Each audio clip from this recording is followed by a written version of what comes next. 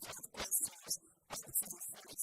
And I think people on this topic for the past 2 years, we took a good beat and tried to suppress the rise of panic, building up within them, and looked at the restrictions, the rights.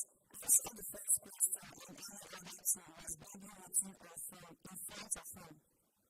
This was a time down, and as he looked at the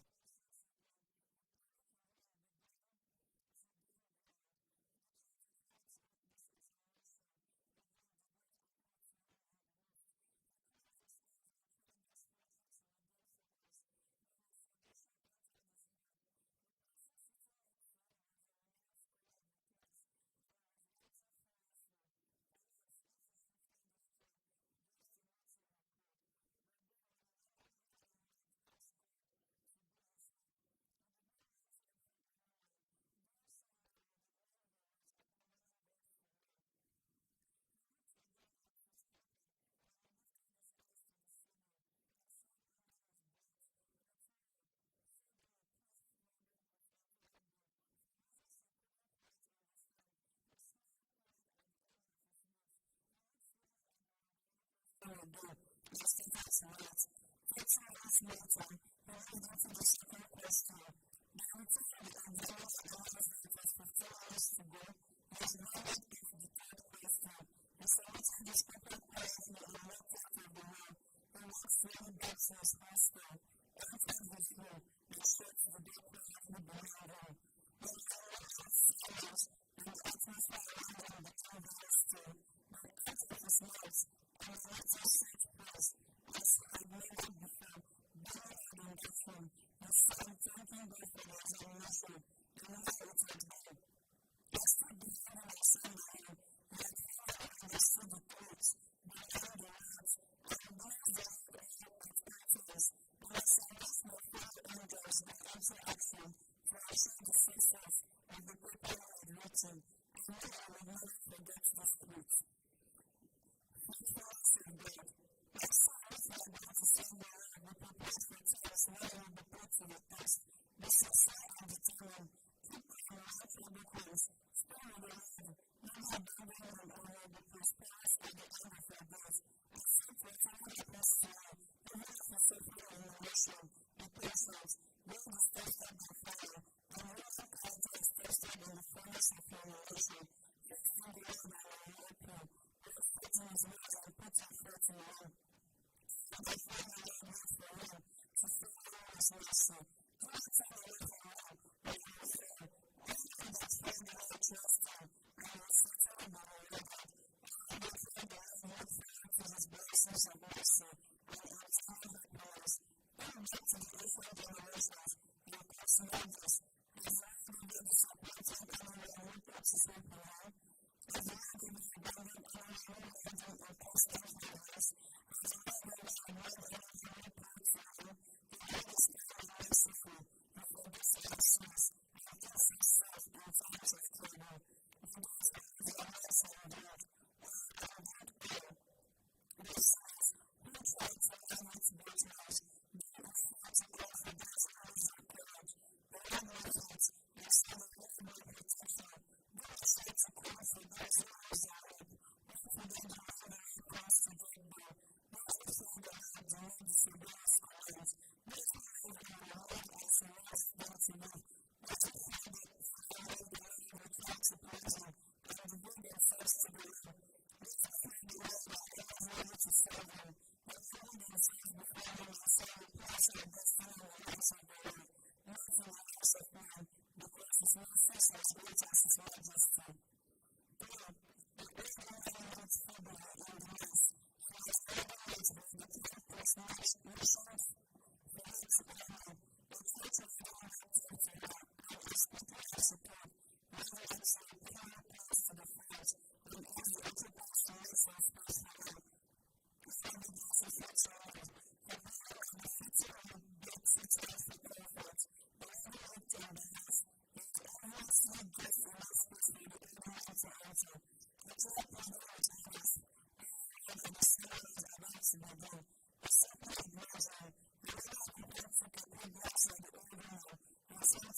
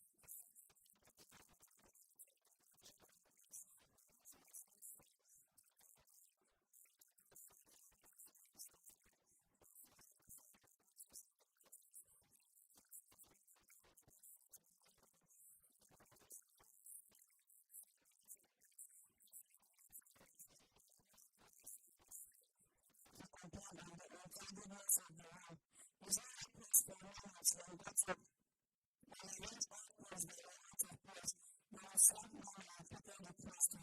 Instead of not reply, Bornu State took off the shot and laid down on the bed. His right foot underlies the bottom.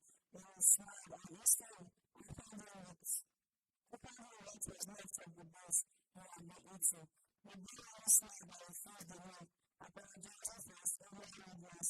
His right foot was smiled. The other was not likely with anger. I smiled and I laughed.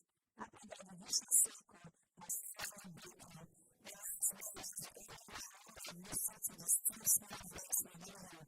He seemed to be the only one who understood what it meant to tell the identity. The recording events are the break of the braces, and most of them is about his family mother.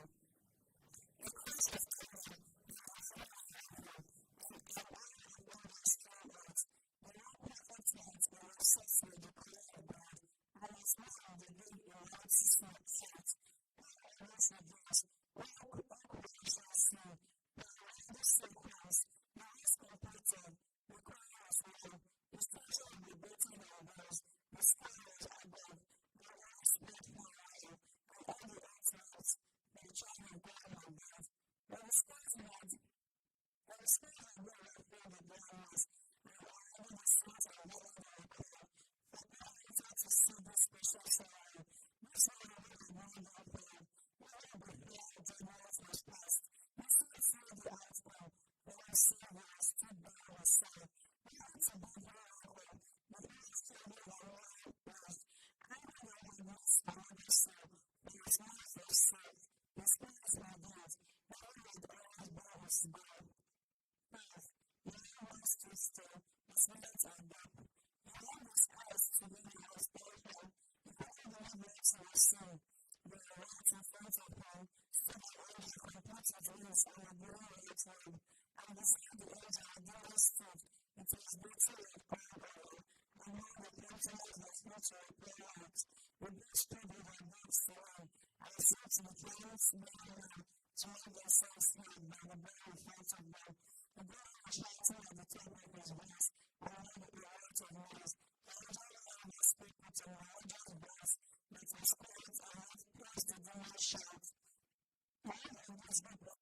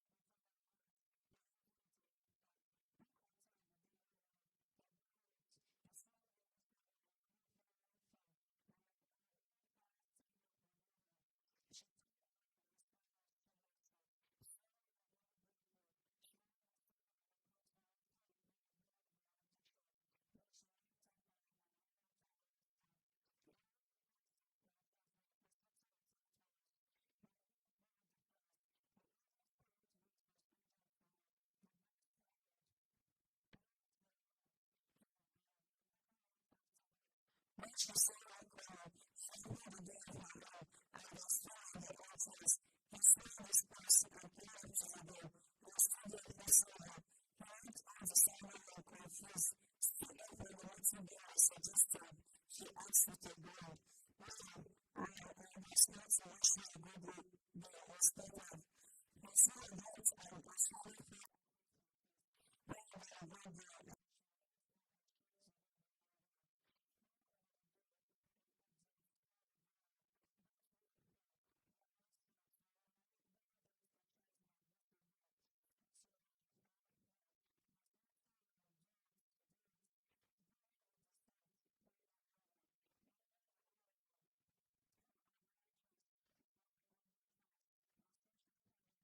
Success, no brother, no brothers, no wives, no neighbors, no other kingdom of God.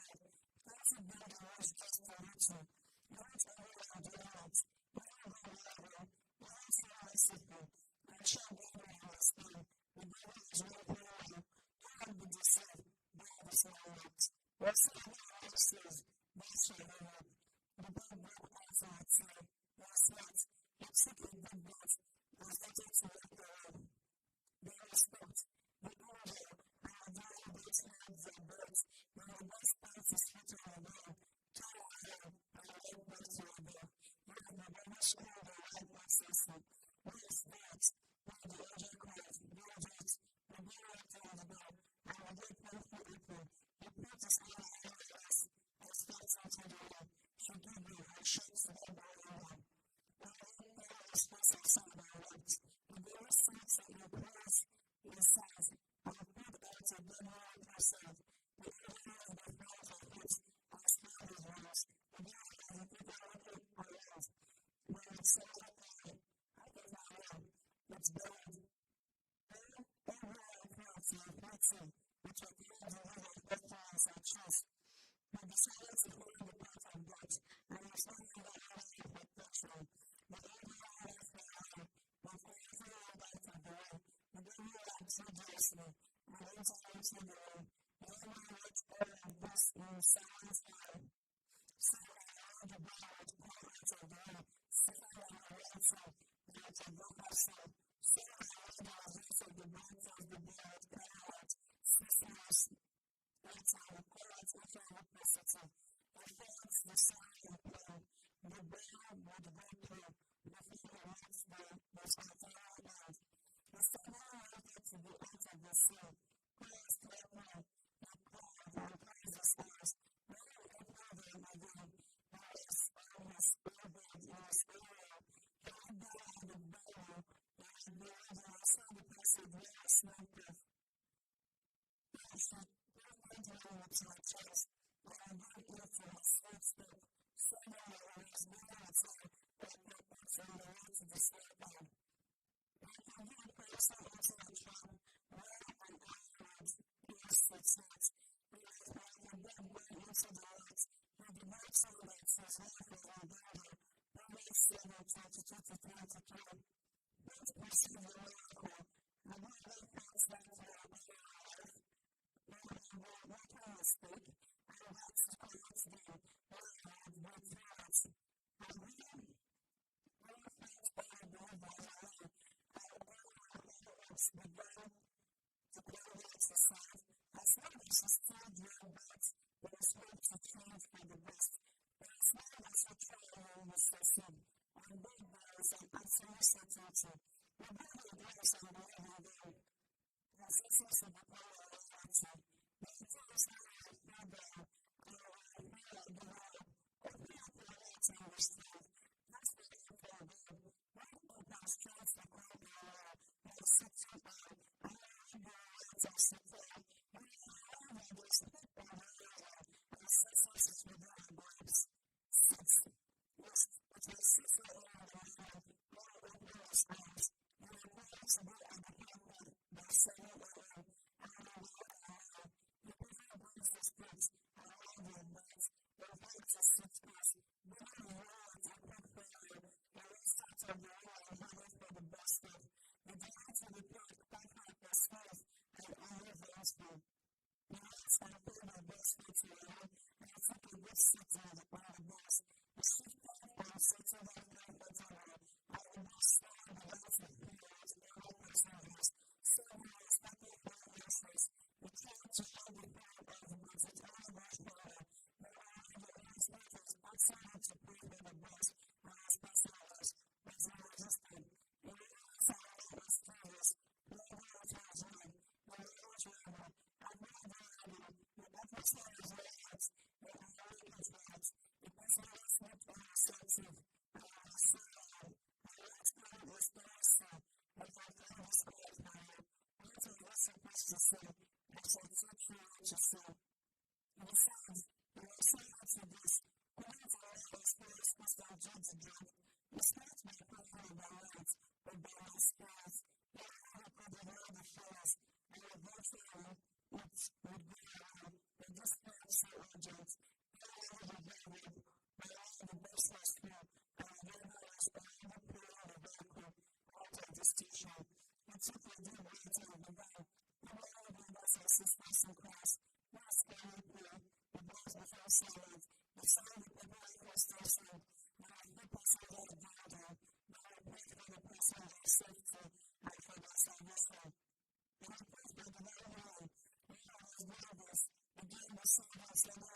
to see.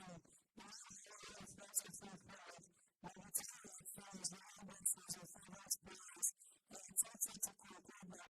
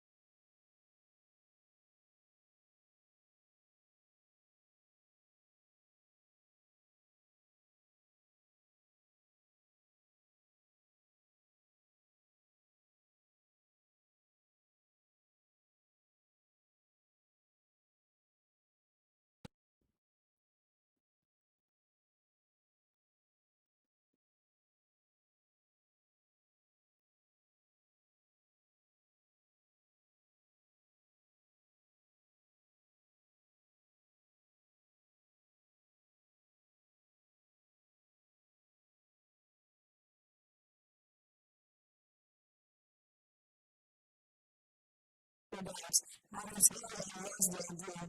Suddenly I laughed cry. As I used to speak to my friend, I was begging and crashing down on his already bleeding head. Surely I told him to give up now. He had done his very best. No one should have helped him in the day. This very person test. But then the man raised his face and fixed his gaze, and seemed to stare straight at me. And to my amazement, he started to drag encouragement. As he got up on his feet, as he wrote pace, he seemed to spell, and each page one by one, and one with lines and less, and those behind, he took us from the time. And one of this time for me, he said, for all of the living I could not bear the stand and see, no second anger.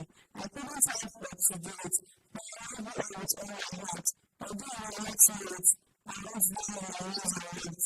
And this so many others around me. For I know they spoke the very truth. They put the gate and burned down. They and God accepted him as the one who came and saved me. For love and worship with all my heart, from now on to eternity. So I still stood and laughed and joy. And I not let the praise. For their eyes were blocked by their own sin hands. When each hand made by choice. 7.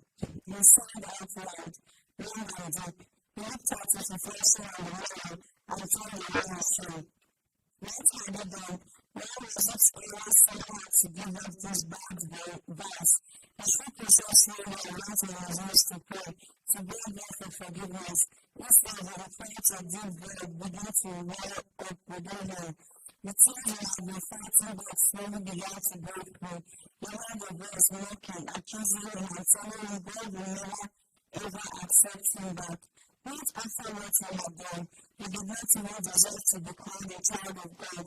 And as for loneliness, why not just give up? Why not accept defeat and go the way of the world? He had never been able to fully master his flesh, and it was doubtful he would ever be able to do so. The man shook this thought from his head. He knew somewhere in his heart that they were untrue, and yet he could not help but ponder on them and feel sorry for himself. He felt like he would never amount to anything in the kingdom of God. Wasn't God tired of hearing him say that he was sorry? I wanted to point God's light so that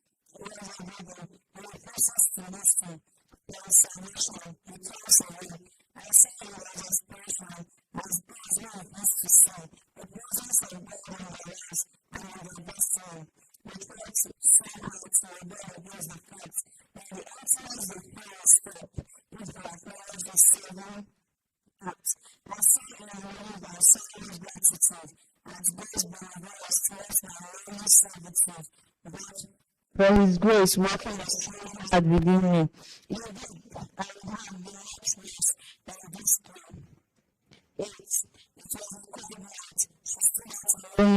Close to the stars, where she had a clear view of the car park, and watching as her friends got into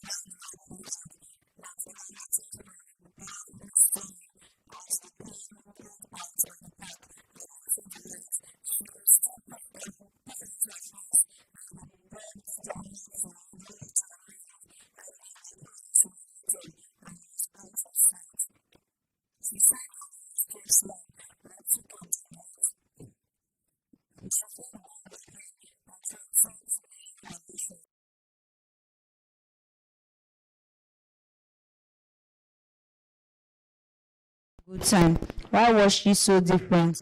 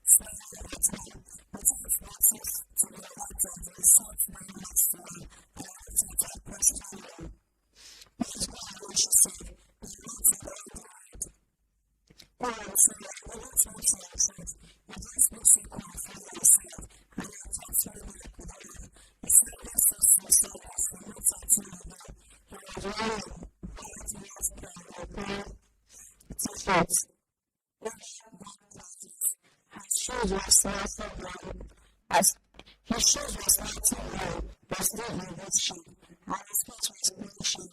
He knew something important in the crowd, and she could not detect the smallest support of his clothes. She suddenly felt like able to this complete stranger, and when the question she asked, the look of amusement came to his face.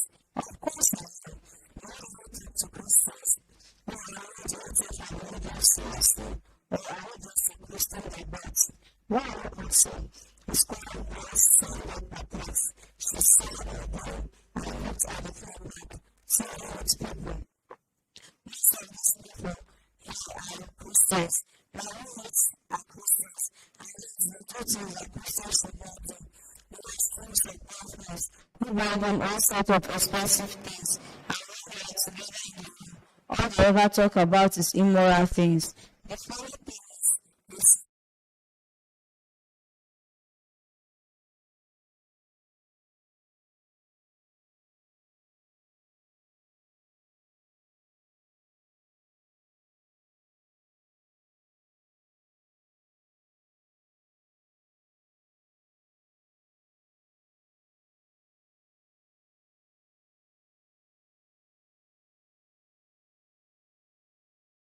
to know my thoughts.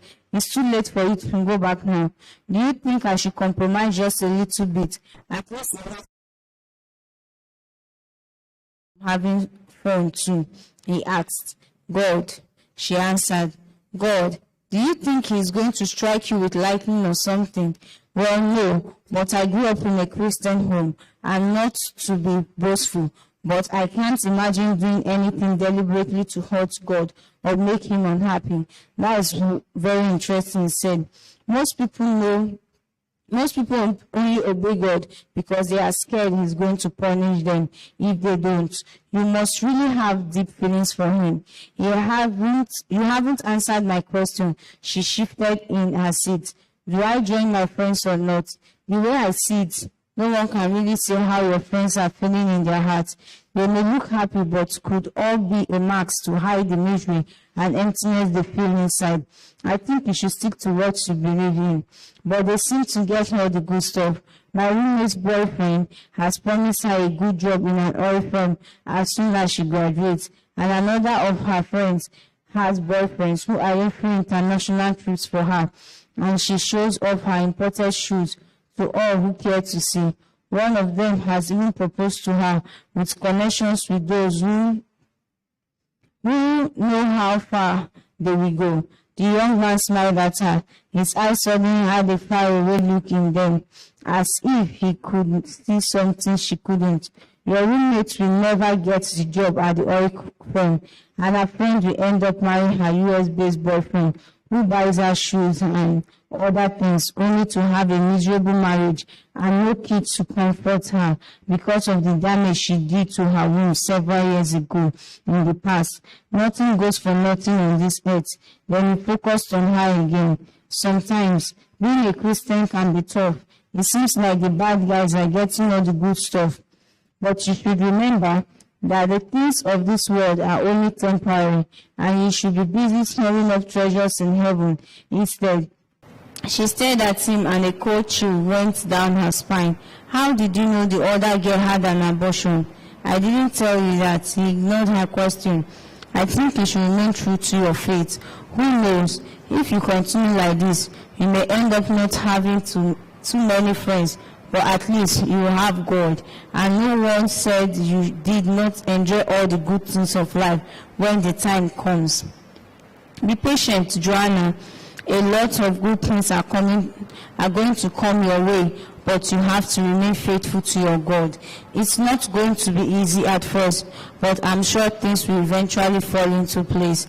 He smiled, reassuring me as the new fighting girl who was still trying to figure out how he knew her name. Somehow, that smile calmed her fears. He got up from the pavement.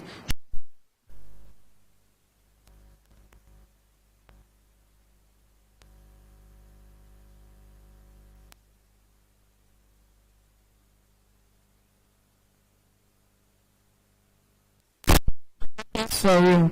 Occasionally he would move his foot from side to side. Was it a habit, a mannerism? I couldn't decide.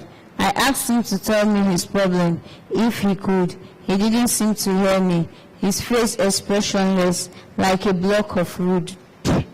Then suddenly a light came on his eyes, and he smiled innocently at me as his father's chest heaved with sigh.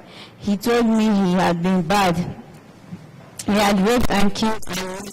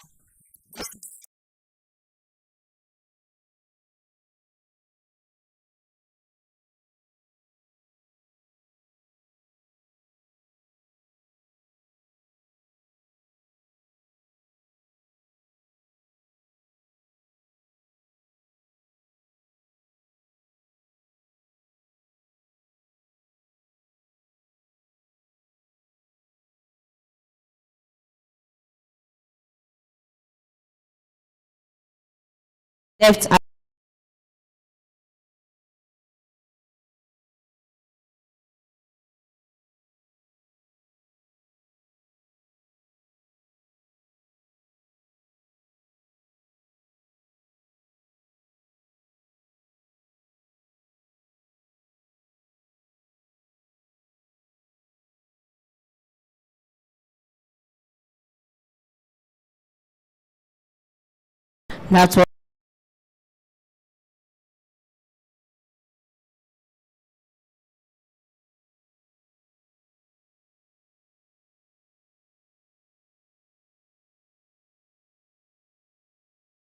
around her.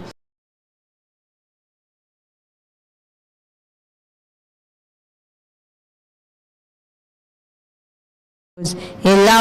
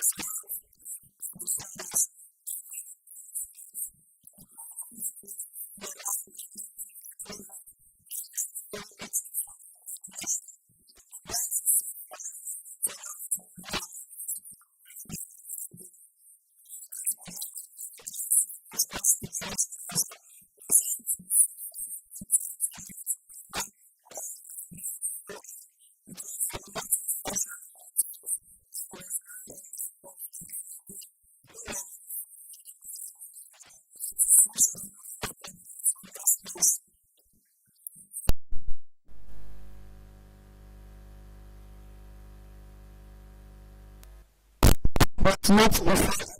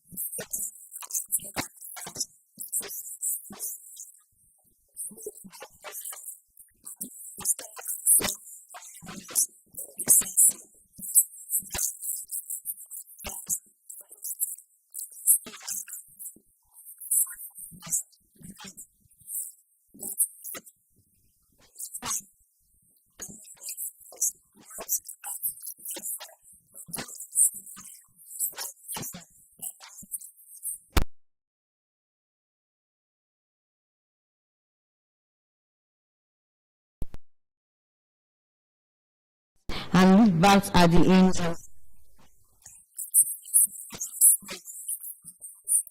Her attention was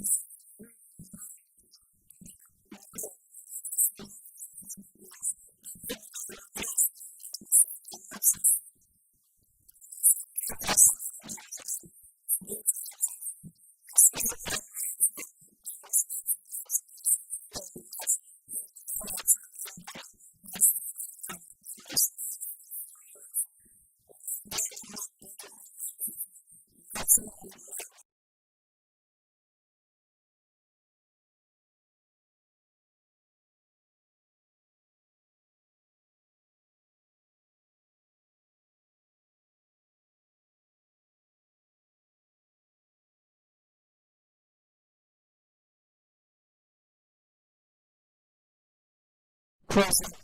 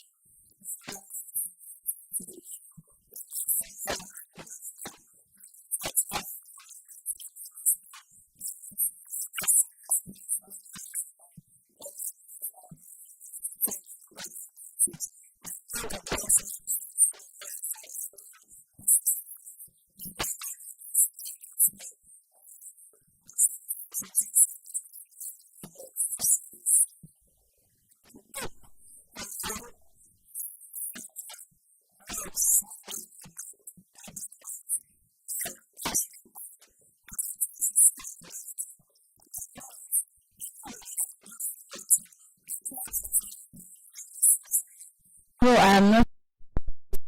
But the Bible does say we should not be equally yoked with unbelievers. And what do you mean I shouldn't start preaching? When should I start? Listen, I'm not trying to be rough. It's not that I don't know. I know I'm I'm sorry.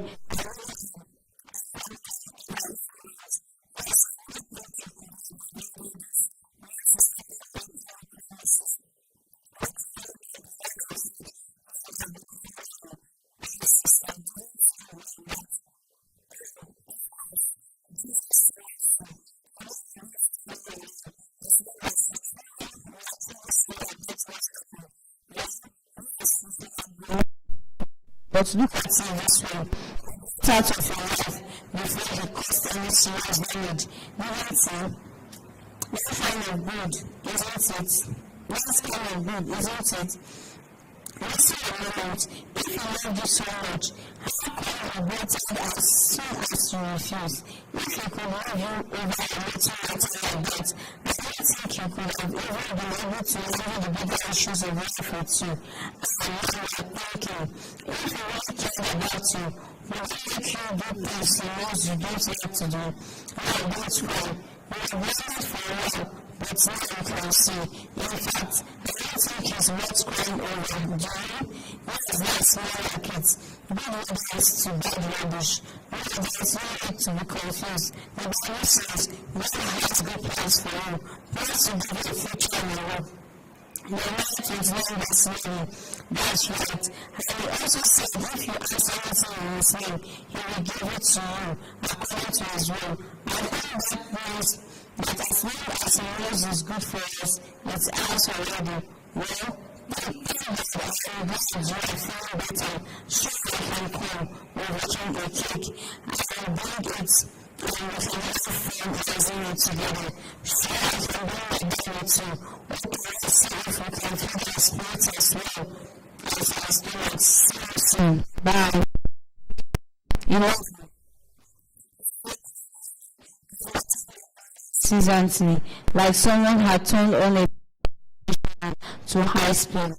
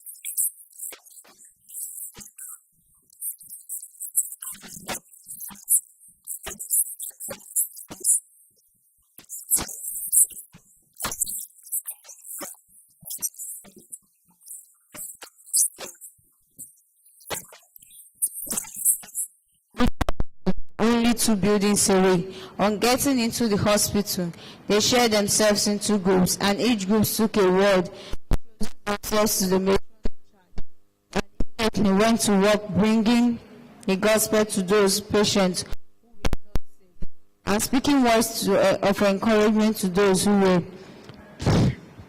Most of the patients asked for prayers and were readily obliged. She had already completed her share of patients when she heard a moan come from one of the bays ahead of her. Curious, she walked into the bay and came up a middle-aged woman. She seemed to be in a lot of pain and was breathing deeply. She looked around to ask her colleagues who it was that was allocated to this patient, but everyone seemed to be busy. Earnestly talking to other patients, she realized that she was the only one free at that moment. She turned back to the lady and slowly approached her. The lady turned her head towards her and focused on her. She smiled, quickly introduced herself and started her mission. The lady grunted and shook her head. No, she didn't want to hear any sermon that day, or on any other day for that matter. She tried to persist, but the lady simply ignored her. She sighed, turned around, and was about to walk away when a gentle urging in her heart encouraged her to persist. She turned back and asked the lady her name. The lady turned towards her and lightly said, "Jesus loves you," and started to walk away when the lady called for her to come back. She approached cautiously and the lady offered her a seat. She sat down quietly. The lady winced in pain, then smiled for the first time, telling her not to worry. She wasn't going to yell at her. She explained that she had been in and out of hospital for quite some time now and was used to people coming to preach to her. She explained that she had been in and out of hospital for quite some time now and was used to people coming to preach to her. She said that quite frankly, she didn't think God cared for her anymore, since she had abandoned him a long time ago and had lived her life the way she wanted. She said she knew she was suffering now because of the rough life she had lived. She whispered to the girl that she was HIV positive and was currently suffering from lung cancer. The doctor had already told her that one of her lungs had collapsed and the other was not in the best of conditions. Despite a large amount of painkillers, she still experienced excruciating pain. She had lost all hope and faith in God and anything to do with him. The girl listened attentively to all of this, and suddenly something stirred within her. She knew the Holy Spirit was asking her to pray. A verse came to her mind, and she brought out her Bible and opened Matthew 10 verse 1. She closed it again quickly. Her eyes widening, she looked at the lady again, and her heart started to pound in her chest. She wanted to just say a few words and leave. She wasn't sure she had enough faith to do what she was being moved to do. But then she heard a gentle voice in her head, encouraging her, telling her to do God's will. So she stood up and in a shaky voice asked the lady if she would mind being prayed for. The lady shook her head and brought out her hands to be held. The girl held them gently. Noticing her own hands were trembling, she took a deep breath and then, quoting the whole out loud, she prayed earnestly to God to bring healing to the lady. As she prayed, she felt her faith increase, and she held on tighter to the lady's hand. When she finished praying, she made the sign of the cross and opened her eyes. The lady was crying. Tears flowed freely down her cheeks. She felt awkward standing there, and beside it, seeing nothing miraculous had happened. So she offered some encouraging words, and she left the woman there, still sobbing and muttering under her breath. She walked back to where the other students were standing. They had been waiting for her. Having finished with the other patients, they prayed again together and were about leaving. One of the nurses came out and asked for the girl. She came back and was told that one of the patients wanted to see her. The nurse then led her back to the lady. She had stopped crying now and was actually grinning and clutching a holy Bible. She asked the girl to come closer, raised herself painfully from the bed to a sitting position, and hugged the girl. The girl looked at her perplexed. "I am healed," she said. The girl shook her head and said she didn't understand. She could still see the lady was in pain, and her breathing had not improved. The lady smiled and pointed to her heart. "I am healed here," she said, and then proceeded to narrate her experience. She explained that at first, when the girl was praying, nothing happened. She had said amen mechanically, so it would not look like she was ignoring the girl again. But after a while, peace like she had never known it flooded into her heart. For a brief moment, all the pains was gone. Then all the wrongs she had committed flashed before her eyes, and she realized that she had to be healed from these first. That was when she started to cry and renounce her sins. She asked God for forgiveness for each and every sin that came to her mind that had been hidden for years deep within her heart. She felt like a heavy burden and had been lifted off her chest, and she knew she was free to communicate with God again after having lived in darkness for so many years. The lady smiled again and thanked the girl for persisting and praying for her. She had been healed in her spirit and was now ready to face the future with hope, knowing that her Lord was once again beside her, ready to follow her to whatever outcome. She hugged the girl again and bid her farewell, still not quite grasping what had happened. The girl left the hospital and caught up with her colleagues, and together they made their way to their hostel. I walked proudly beside her. It would take a while for her to realize that she had just performed a great miracle, the miracle of love and hope. I looked into the next day and saw my fellow guardian angel carrying the lady's soul to heaven and sighed up to heaven and sighed happily. Another soul had been clutched from the fire. Is the human mind so fickle? Could I so easily forget? The phrase that inspired a song in my heart for 4 months ago, I cannot even remember her name. Now I know the human mind is nothing, or it may be that we humans are so selfish. Thank God for the Lord who never forgets, who has written our names in the palm of his hands. He never sleeps nor slumber.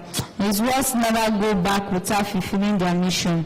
He never forgets his loved ones. I pondered over the human mind and I thought, how weak, so easily swayed by the emotions, the elements, the weather. I considered and I thought, if we had to rely on the human mind alone, indeed we would be lost. Thank God for the promised one, for him who hung between the heaven and the earth, in a binding link forever made, bridging the gap for all eternity.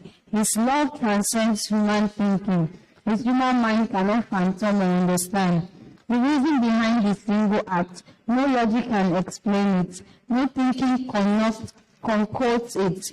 It was an idea that could only be brought about by a supernatural being. A supernatural mind unlike ours who could easily forget an encounter, a cataclysmic event, or even a face that inspired a song 4 months ago. 12. The rain has started again. The road streets seem to be drenched in a perpetual torrent of unending showers. Bodies of muddy water had already started to gather at the roadsides and in potholes. At the side of one of these holes, a beggar was carrying out his trade. He was a crippled and moved around with a flat board which had rubber tires crudely welded in at the bottom to allow for locomotion. He wore a brown tartar shirt over faded blue jeans shorts that were now covered in mud and a little grease. On his head, a pathetic little cap was perched to protect what it could of the man's scalp from the scorching sun that seemed to follow immediately after the rain fell. He stretched out his hands reflectively anytime a student passed by him, and trying to be as persuasive as possible, begged them to have pity on him in the hope that they would part with some of their money, no matter how little. You see, the street in which he had made his home was located just beside a large house that had been converted to a hostel for students. Every day, the wretched beggar watched the students and had come to know those that had a giving heart and those that would pass by quickly without so much as offering him a glance. He had also come to learn that those who gave were not necessarily those who were the most well-off financially. At the end of the day, he prayed and thanked God for all those who had assisted him. Meeting his need for that day, he also prayed for those who did not give, that the Lord would meet their needs so that they would have enough to give to those less fortunate than themselves. Sometimes he thought of his predicament and was tempted to become angry with God for putting him in such a situation, but then he would remember the words of God. who had once spoken to him, saying that he should thank the Lord for every situation he found himself in, and that God had a purpose for him. These simple words always encouraged him and had never left his memory. However, this story is not about him. It's about one of the students that continually passed by the front of the beggar every morning. When he went for his lectures, today he was passing with a friend, and when he reached the beggar, he walked up to him and dropped some money into his cup, smiled kindly at the man, and went back to where his friend was looking on in amazement. "Why did you do that?"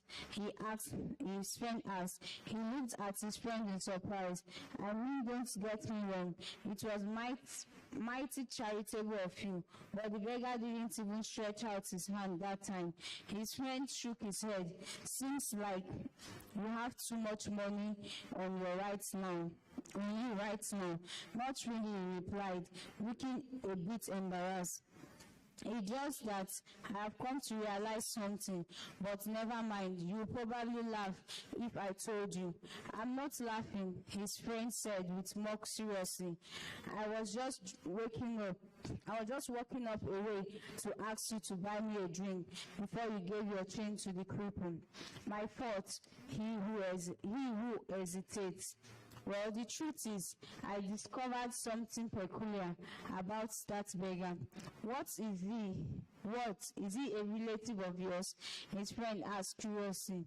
"No, listen. Promise not to laugh at what I'm about to tell you, and I'll give you a wonderful testimony." "Well, what is it?" "The suspense is killing me. Remember last year when I was real broke and I needed money to buy all those handouts?" "Yes, I remember. What happened?" He looked behind him at the beggar, who was now far off, as they had been walking a good distance by now. The lecture theater was close by, and he pulled his friend into a corner the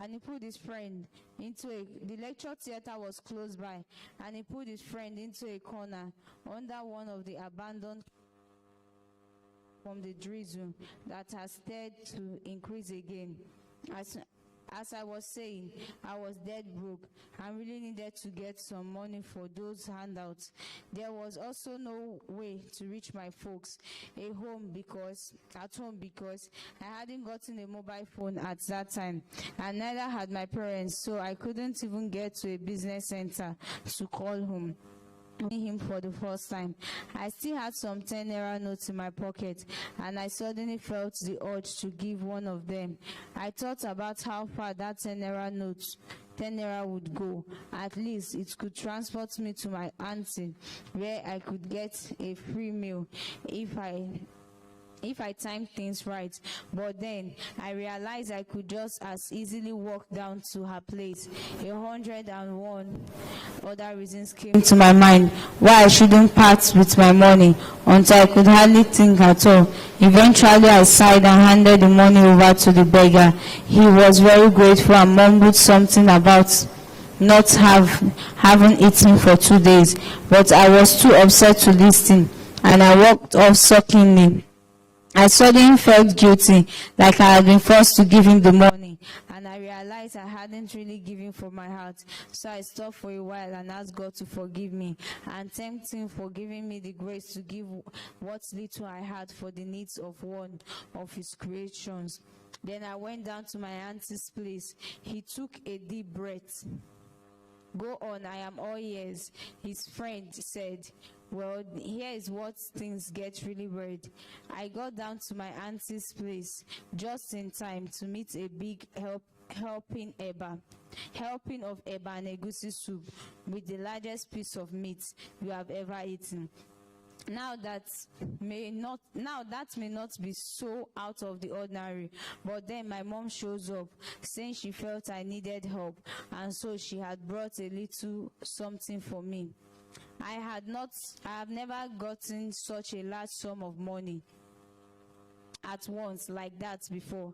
I happily explained to her all the stress I had been going through, and how our arrival was nothing short of a miracle. After having a wonderful time in my auntie's house, I got back to the hostel and once again noticed the beggar. He smiled at me, I smiled back and went into the hostel. His friend shrugged his shoulders. I don't see what's so weird about that. It was probably coincidence that your mom showed up. I would have said so too, he replied. But later in second semester, something similar happened. I was in serious need of cash and the banks were on strike, so there was no way I could withdraw money from the new account I had just opened. Well, on my way from lectures, I passed the beggar and asked for some money as usual. He asked for some money as usual. I was about passing him when that same feeling came over me. It was a bit easier to give this time, and I simply laughed and gave the man enough to buy him a good meal. He thanked me again, as usual, and said that he would pray for me. I smiled and forgot the whole issue until later that night when I got an unexpected visitor in the form of my uncle, who had just come in from out of town. Get this, he had just won a contract and was so pleased with himself, and I just happened to mention to him that I was a bit broke at the moment, and he gave me a whooping 10,000 naira. I'm talking cash. We laughed and joked like we were mates, and then I saw him off. As I walked back into my hostel, I saw the beggar.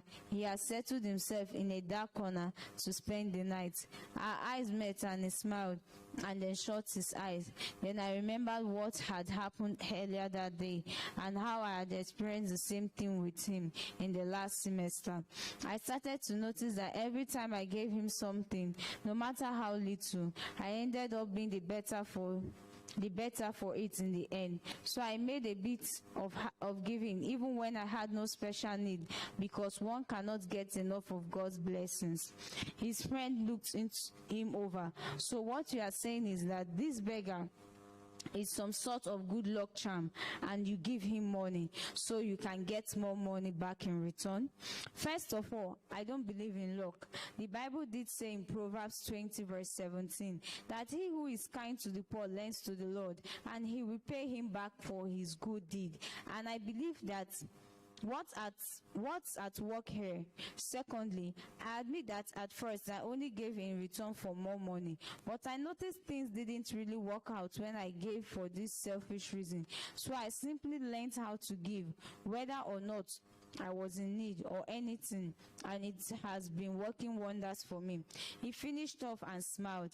His friend shook his head and was silent for a while. Then he grinned. Maybe he's an angel.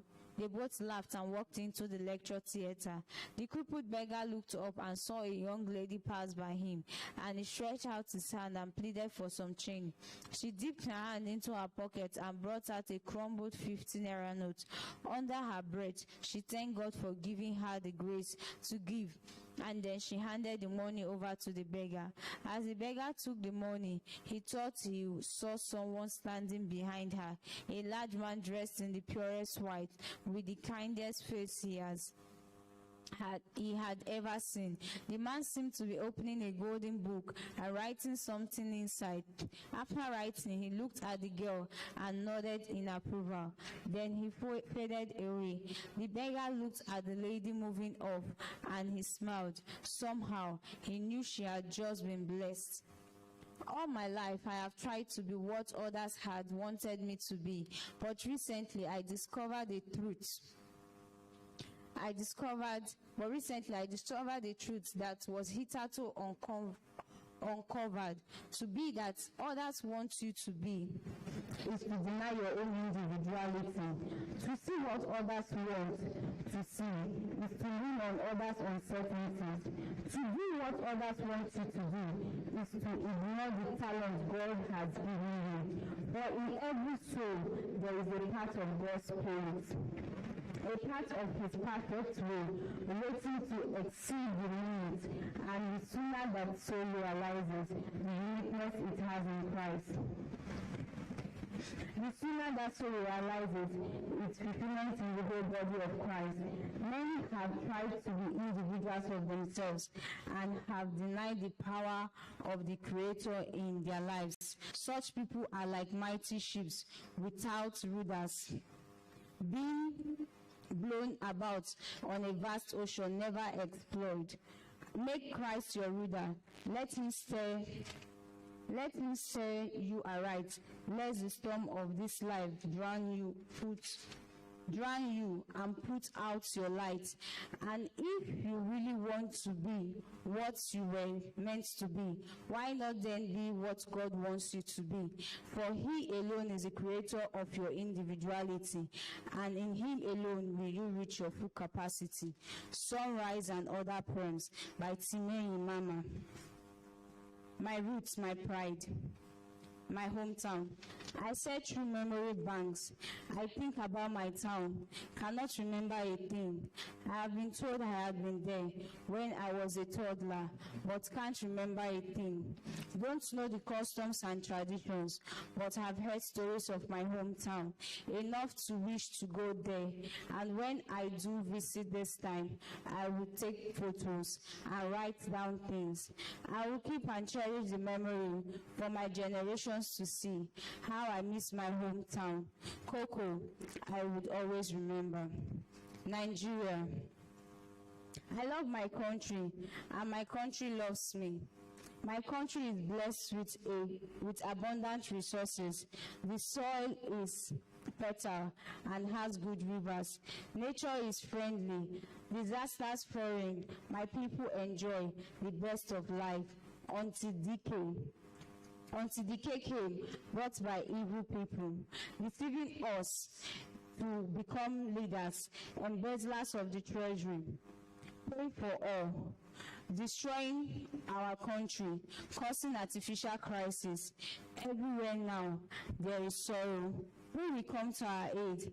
Where indeed are our messiahs, the ones appointed for this task, so we can enjoy once more the fruit of our labor? My home. I love my home, where I grew up in without my home. I would not be me. Thank God for my home that took care of me and watched me grow. Is there really anything I like? Home. When the rain falls, it protects me. When the sun shines, it provides shade. And when night calls and I'm drowsy and sleepy, it rises to the challenge and provides me a bed. I will forever treasure my home as long as I live. Black man. I'm a black wandering stranger in a white foreign land, playing with gold and riches, the people chiefly Caucasians. I, a loner, black from Africa, they abuse my color, mock my dignity, discarding my great talents, rejecting me as none like them. To them, I am nothing but trash and garbage, no difference between me and their pet monkey, classifying me animal, all because I am black. They reject my people because of color. Is it a crime that we are black? The Creator knows why He made us black, yet those white wolves won't let us be. I am stranded in that racist country. No plane, ship, or car would carry me. Is this how my great life will end? I forbid to die a sad and lonely death. Natural lines. Famine. The land is frigid and hard. Some say it has been caused. Plants are dying, trees no longer bearing, green leaves turning brown, forests becoming deserts, seas, lakes drying up. What to do to redeem ourselves? People are starving, children are dying. Why is nature this angry? Have the ancestors been provoked? Conniving leaders parrot their answer. We must sacrifice our firstborns to please the gods, but none's willing to make such sacrifice, not in the 21st century. The problems persist.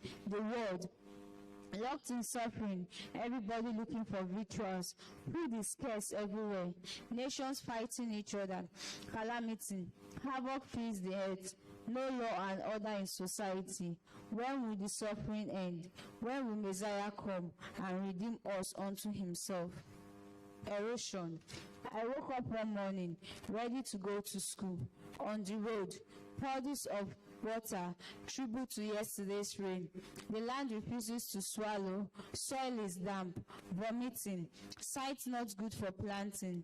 Water has flooded the area, agricultural nutrients wasting, crops cold and dying, land soaked and wasting. O Lord, send us reprieve. Answers not slow in coming. Look, dear friend, unto nature, befriend her, and have the pleasure of living with her treasures. Harvest. Come, my people, join me. The harvest of the season awaits us, sweaty and soiled, hands waiting, anxious to pick the harvest we have sown. So this season, evil we reap evil, good we reap good. People rush to harvest, everyone excited and happy. Join us as we harvest today, for there are no fruits tomorrow. Rainfall. Children are playing, toddlers are crawling, adults are walking, everybody happy. The sky is dark. Black mists cover the earth, thunder startles the cheeks, Saharan wind blows violently, displacing things in its path. Trees forced to dance to rhythm of the wind. Rain starts, first dripping, intensifies heavily.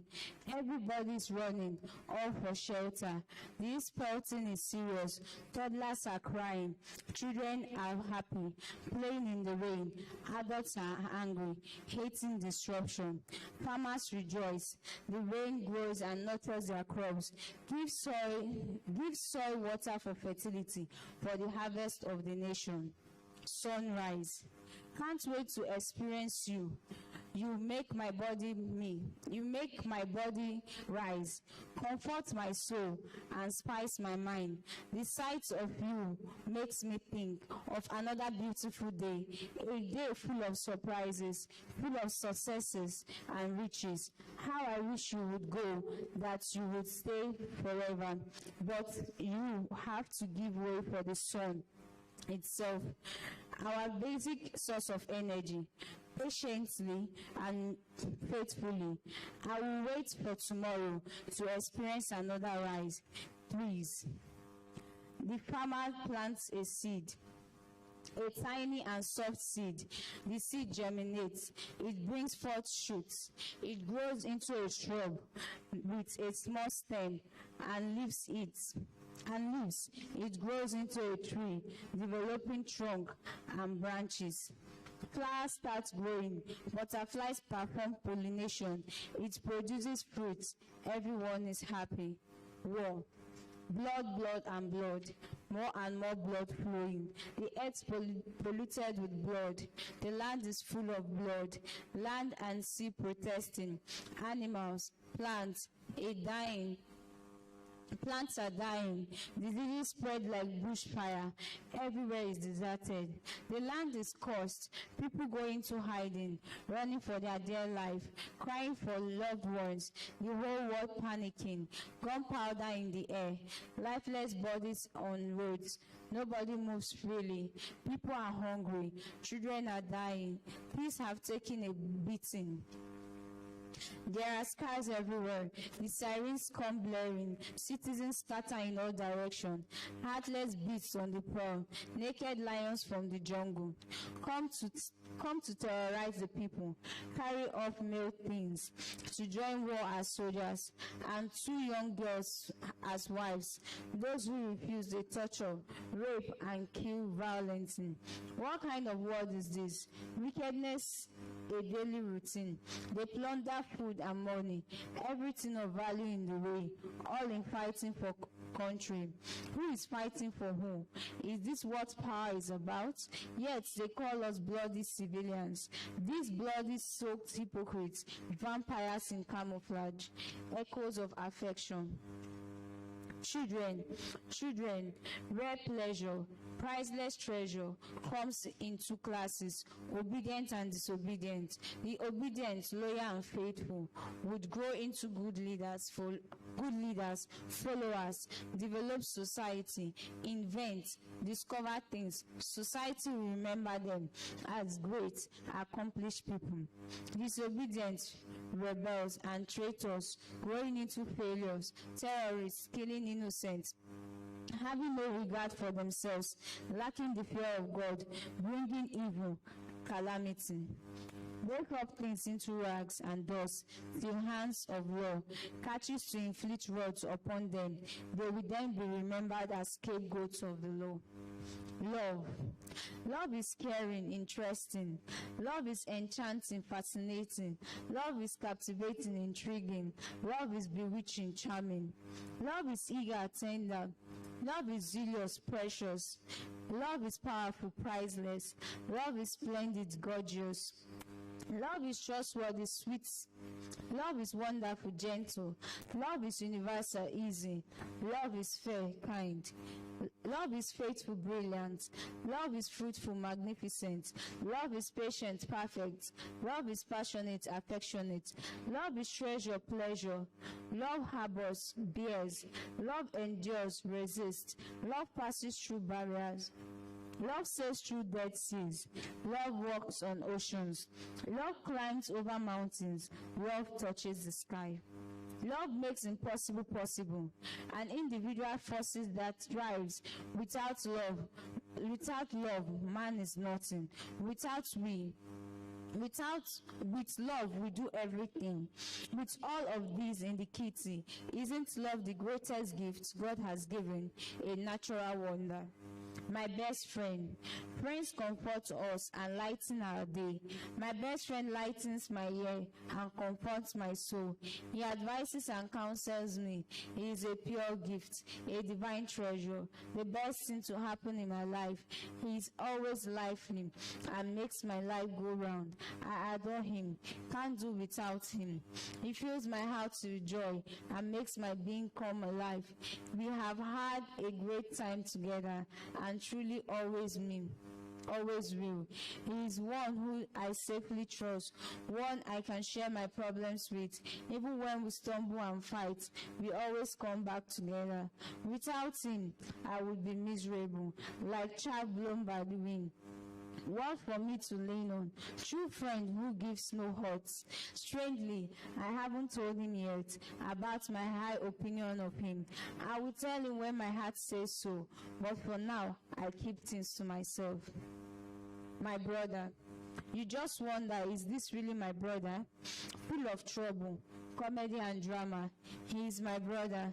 No matter the situation, sometimes naughty, sometimes friendly, sometimes good and funny. Some wonderful character he is, at once clumsy but interesting. A sacred treasure, a timid yet bold tiger, a small seed that grows into a tree. My beloved brother, my adventurous brother. Grow up as a Christian and nothing else. Grow up a man of good character. My father, when I was a child, he took care of me. Now I'm 18, he's still there for me. My dad helped me grow into a righteous teenager. Without him in my life, I might have fallen apart, but he was there for me to lead me aright, fix my many issues, and correct my wrongs. I would never forget his discipline. He raised voice as he scolds me, that even when I offend, he still loves me. I would never forget my dad, who would forever and ever have a special place in my heart. My mother, I love my mother. She provided life for me, bore pain for 9 months that I may live, taking care of my needs from the day of my birth, ever there for me. I will always love her. A rare treasure from God is my loving mother. You taught me sundry values. Where would I be without you? When that's cold, she comforts me. When I'm crying, she consoles me. I will never forget my mother. My sister, I adore my sister. She's a joy bringer. I saw her. She's a peacemaker. I fight for my rights. She protects for hers. I use power for peace. She uses dialogue to win. I just can't explain who she is to me. The reason for my happiness, a divine gift from God, a rare dream indeed, a precious treasure that gives me pleasure, a bright light that never goes out, a shining star that never fades, a glittering diamond, a solid rock. Join me and adore her, the source of my laughter.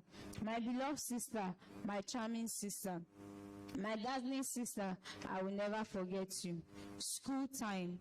School time is exciting time, adventurous and wonderful. I can't wait for it. Won't delay for more fun. How I hate to go to school, but just have to go to become literate and fulfill purpose. Sometimes it is wonderful, sometimes it is awful. I miss school, I miss my friends, I miss teachers, and just can't wait. School time, please come again.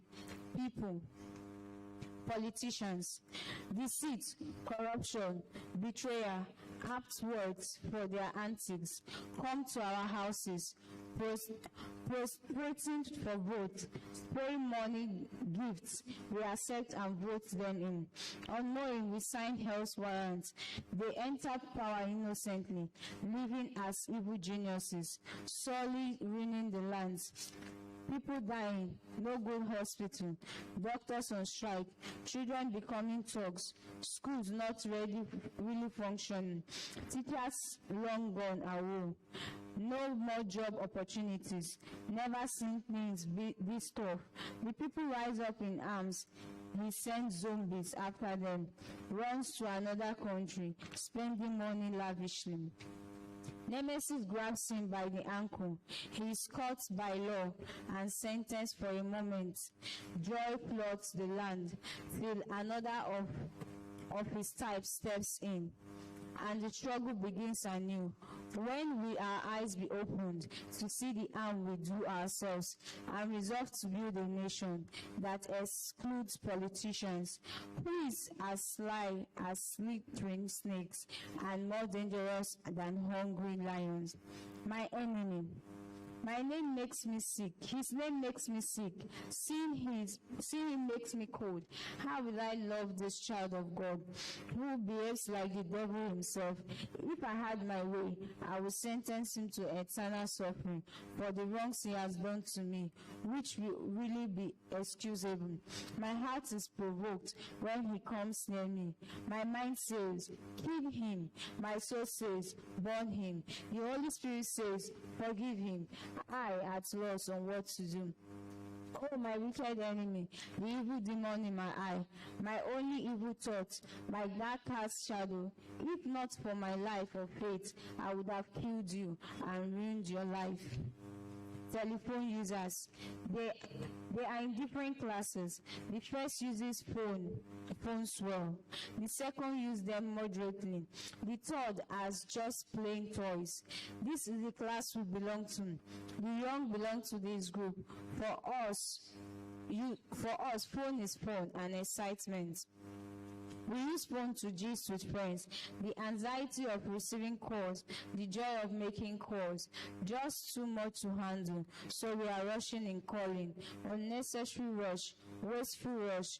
Just hope we spare a thought for guidance and the nation. My enemy. The name makes me sick. Naked Testimonies by Toyin Adewale. After viewing the film The Champ, if this were the grave separation, how many flowers will I plant to spell forget-me-not? Strangely, I sense darkness is soon to occur, and beyond this prison, I am a frozen ice cream, stubbornly awaiting you in the Imo Stadium, where love is sparkling like face cleanser and fire, passionate, consuming, melting the epiphanies of grief. Our warm tears are museums of faithfulness, of chocolate my quick forgiveness. When you steal my only coin, they are ancestors of a gift so suicidal. Only blood will reborn it. On the night you will become Santa Claus, bury me a pricey present in the boxing area. It will be a night of star-spangles that shall become tear-drenched, a night when I shall not attain the joy, after which I grope. Oh, champ, you will sleep too. Finally, my fear will come true. It will become a tattoo prick drilling deep in my flesh. I will roll, and across the cinema roll, my plea will slap a poet, and then you and I shall take flesh in word. Recompense for Vincent van Gogh. Your gravestone full of teeth, brood over the potato eaters, all lovers of sin. The ivy is singing, blooming, bearing seed for 100 years. Life has poured time into you, poured $1 zillion, bombed to ash, and the wretched still mystify. Rainy yellow, vibrant red and glorious green on canvases, but here stick on now. I hear Handel's sonata as the flame fries your hand, your books grilling your heart. Detained by the tongues of men, the sea arrives too late. Already you are a hot dog, loved by too many, yet from the chicken coop they march out your canvases, they hold their catastrophes, their calm. Audience, dashing antelope, turbulence of warring waters, bottled together, ocean wave, ever ocean wave, wild wind, now off. Saluting Lionel McSweeney, alone and stumbling, whose heart tarries in vain, when virgin road signs are composing the famine of rainbows. Hear the singing voice, my heart is crippled, lead me to the rock that is higher than I. Blow song, blow where you will, 'tis the dark, there, song, laugh where you will, train. Arrivals, night of bread, night of vows, star bright, night, lighthouse night. All night I walk with you in twin roads, in a shower of silver confetti. The trumpet hastens up to the crossroad. Hear the plaintive horns in the pipes of my open wound. You and I and the yawning minds under the purple tree. We have cities afflicted with sorrows. The wind, your companion, is whispering. With the throne of sapphire, with the voice of centuries, you strike a note rich in song and song. Waves, because your waves spoil my breaststroke, because you are the lowest common denominator, infinite and endless, because you tumble in silence, rumble like an earthquake, because you are a whisper, a loud urging voice, a sober gray, a love blue, of wind and glowing fire, bold and verdant. I swim coasting on my chest, in your bowels lies my rest life. O Spirit, enfold it, root me in your sensory nerves, that when I wake up, shall be satisfied, free and bound. Broken dams, see the quarrel of waters, the helpless peace of the sea as it waits early. See the flapping and red flag, it's a pathological liar. The pine trees, centuries beyond our truth. See nautical miles of silver swim bereft of crab bites, refreshing as spring water from earth's bowl. I see you a ruby with amethyst and clouds. I break free perfume from the house of laughter. I dismantle the birds, my dam at your table. Oh, delectable soup, fill me up. Delightful, delightful are you on my birds. After song, today I roar like a lion, hungry to pour. The yawning kilometers of dawn, but still clangs in, bars me, binds me, unbinds me. You are the restraint, the crucial divorce from desert paths, the narrow paths that urgently demands my presence. You are the challenge that won't let me grieve today. You are a cage, my great freedom. Index for Kunle Ajibade. The entries of your eyes are the catalogs of a library, hazard, squinting, questioning, like metal detectors, rags, rain. Red is the index that pain is. Vistas. Question: how does it feel when your nest are ants, soldier ants, when creative concept release the welcome rub, when response is indifferent to the stimuli of flesh? How is jellyfish on strange sand? The third-rate advert of rival wives, barren camp, spawn steel, damning degrees, severing swords. Tell me, what's the sound of breaking terracotta? A poster reading you. Verdant hill steals a thunderous waterfall. Beneath a potent sky, a sun, the shade of mischief. Pours a warm morning on steep mountain paths. There I climb to the heady song of 1,000 different birds, a different thousand live to hug words of peace, whose steep roots so deep are the querulous waters where there is few fruit.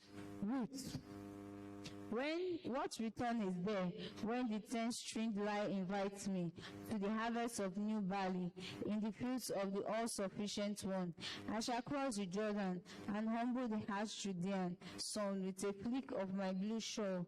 I will challenge our solitary acre to a dwell and wrestle from it an amazing grace. So Naomi entreats me not to depart from you, not to refrain from wearing my dancing sandals and my laborer's arm.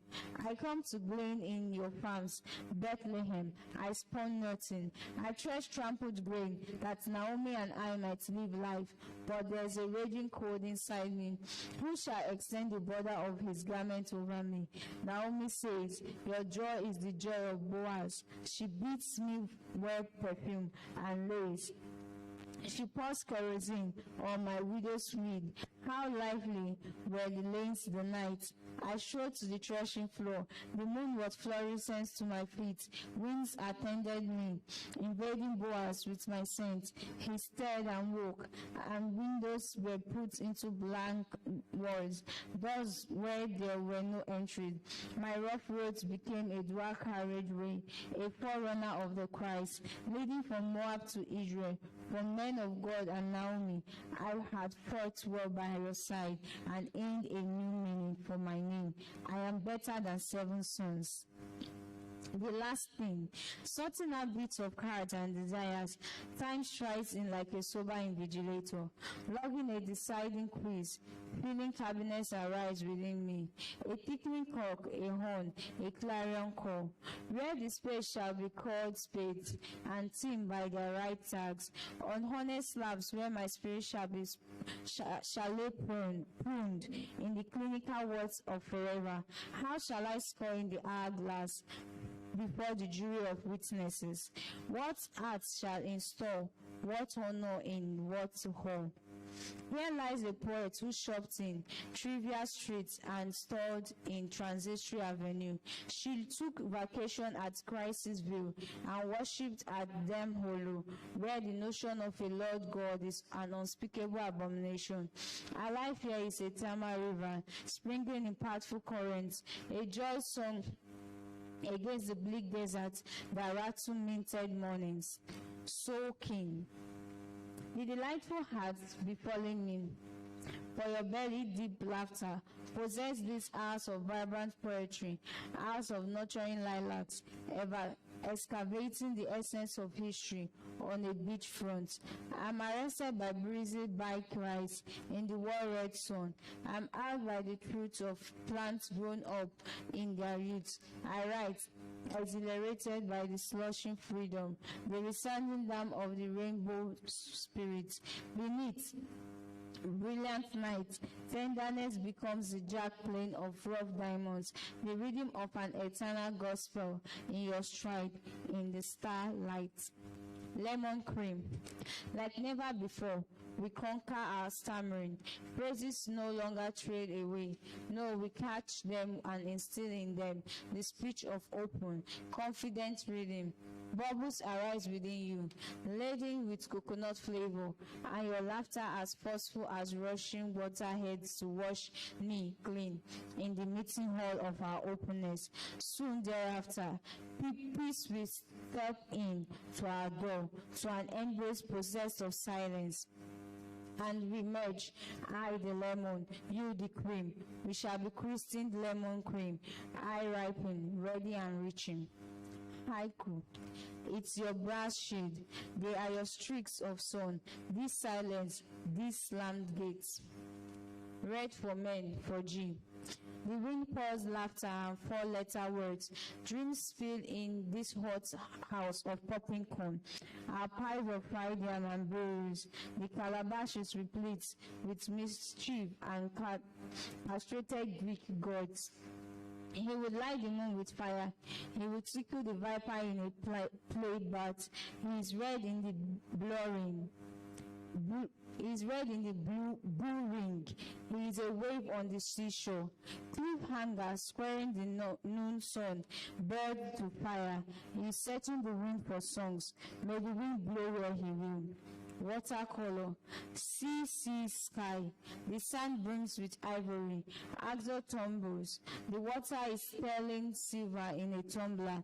At night, where is blue and ivory and tumbling azure? Expressions. An embrace. Welcome the moon when it is full blown. Know its glowing dance, indulge regularly. Welcome silence before Guraya falls, and miraculous life, new, and be still. Welcome calm in the blasting wind, shake the shore, nurture the coral bed. Welcome the smoldering edge of bananas, drink from the upper and lower springs. It is sowing time, it is reaping time. Welcome the gentle whisper after the earthquakes. At 3 days, let the calm wood rejoice. Flow, O perfumed river, flood me with driving rain. Let my heart wear the pride of a palace. Let mosquitoes lose their teeth. For 3 nights of ivory and beads, luxuriant black soap, spare not, know me in imperial leather. Before the caress of coconut oil, let kitchen teams be a king's portion for the dashing stag on the mountains of my desire. Come my 3 days with the 7 winds, over 4 green lights. Proceed. No, not, never. Lost in the loins of a new enticement, you despise my 3 days. Your disdain is a flaring matchstick, igniting thorns beneath my spurred arms. Your lance pierces my soul with a familiar whale song. What is man that I am mindful of him? Evening chorus. Sparkling is the earth now from rain facial scrub, sparkling like you from your evening show. A wet breeze conjures you in images of wind, poetry and jeans. You are as wind, tender respite on sweltering nights, warm upon my nerve end. You are the late and early rains, bearing seed to the sower and sweet orange. You are poetry, you are sometimes dreams. You are the wind dance, the lodge of rain in desert places. My spontaneous poet, prime jeans for a morning walk. The breeze teases now, wafts you like a delicious aroma, and I know a rearing towards you. My soul rumbles hungrily for you. Solitaire. On Valentine's Day, in the scramble for life, I drop joy scarves on a bus gone crazy. Let it be me alone. I clamp my eyelids in the wild of a hunt, a troubadour in dust haze. I am cocooned in a haze. Let it be me alone. When weary from hunting, I drop on the earth. Harsh paper wipes the beads of my aspirations. Let it be me alone. At the junction of fair worlds, unanswered letters, hugs cut with the precision of thunder. And if it be me alone, outside of the heart, with my great coat, there shall be no chattering teeth. Trial. The invitation came in gold, Humpbacks on a splashing beach, salt is awash, to sweeten horizons, racing, I came with joy, like the joy of a fig tree. Barren, suddenly bearing legion food. I will sift pink shells, mold aesthetic icons. More can is the finding of my research. A weakening sun flings, javelins of warm cold on my sunglasses. A gold card lies shredded. Dashed shells, trashed hats. I read nostalgic lines. Tremendous sentences are born when ocean and man stand triumph. Impact. I am all a stammering dead quiet before your tenderness, O world, O God. A rejoicing. A crazy storm stampedes the Arctic silence. It would batter the straightened shells with wind screaming, "Come, oh come!" 7 trumpets herald the traffic wardens, guiding the passageways of discordant jazz. They stop at the first valley in memoriam. They greet life with trembling and faith, gardeners of dreams, evergreen trees, peculiar people. Silence would buy them a bribe, but their proud fire burns fiercely. Their eyes drums, their scented longings, iron heat. So sunny, they burn our eyes. Textured walls of torn safety nets, stocked coals, pulsating. I seek handled corridors to arrive at the sturdy bridge. Empower me to cross over. Second look. You say your mouth has no blood. You say your mouth has no blood. 3 times I touched it. 3 times I touched blood. 3 times clothing the flesh. Who ate the head in the freezer, the liver in the cooler? Who stole in a heaven car? See mother dreams, your legacy. How many pints swamp your blood bank, oh cohort of vultures? A thawing. After the womb weeps her red blood, she aches towards him. A plant to slowly root your teeth. Streams too. The earth is mud under your high heels. You would release a torrent of jasmine and pray for open heavens. Your ache is a circumcised penis, ebony streaks of charcoal, champion retina of big boys. Your lips are yet done. Do not suck on blood. Be my gold earrings. Let me brush you in warm soap. Let me rinse you in spring water. Stream 3. Because you love, you know the hibiscus can sprout thorns in battles older than fire. You carve new tables, coercing the wayfarers to rise and true dreams, breasting the narrow paths in male pants, and at the hour when laurels are won, you toast your humanity with tears in a shower of black soap, giving the wind a wild grip on your hair. And I is talking on October 1st. Morning at the junction on Jack Road, we invoked the green banners of the earth, the potentials of dove. We excavated dreams. Oceans became true jacuzzis. We toasted a gallery of kisses with the flaring citations of fireworks. Evening, our kisses are freeze-framed. We sleep on banana traps, engineered by cold facts. Jigsaw puzzles are turning aside, crisscrossing the house of aborted oils. Hey, who is the dry cleaner of this hour? Night, behold the scores that decrease our face value. This is the night. Welcome to the Viva us. Diesel inside us, fagots bearing the onus of solid flames. Let fire raise the anthems of homecoming. Naked Testimony 1.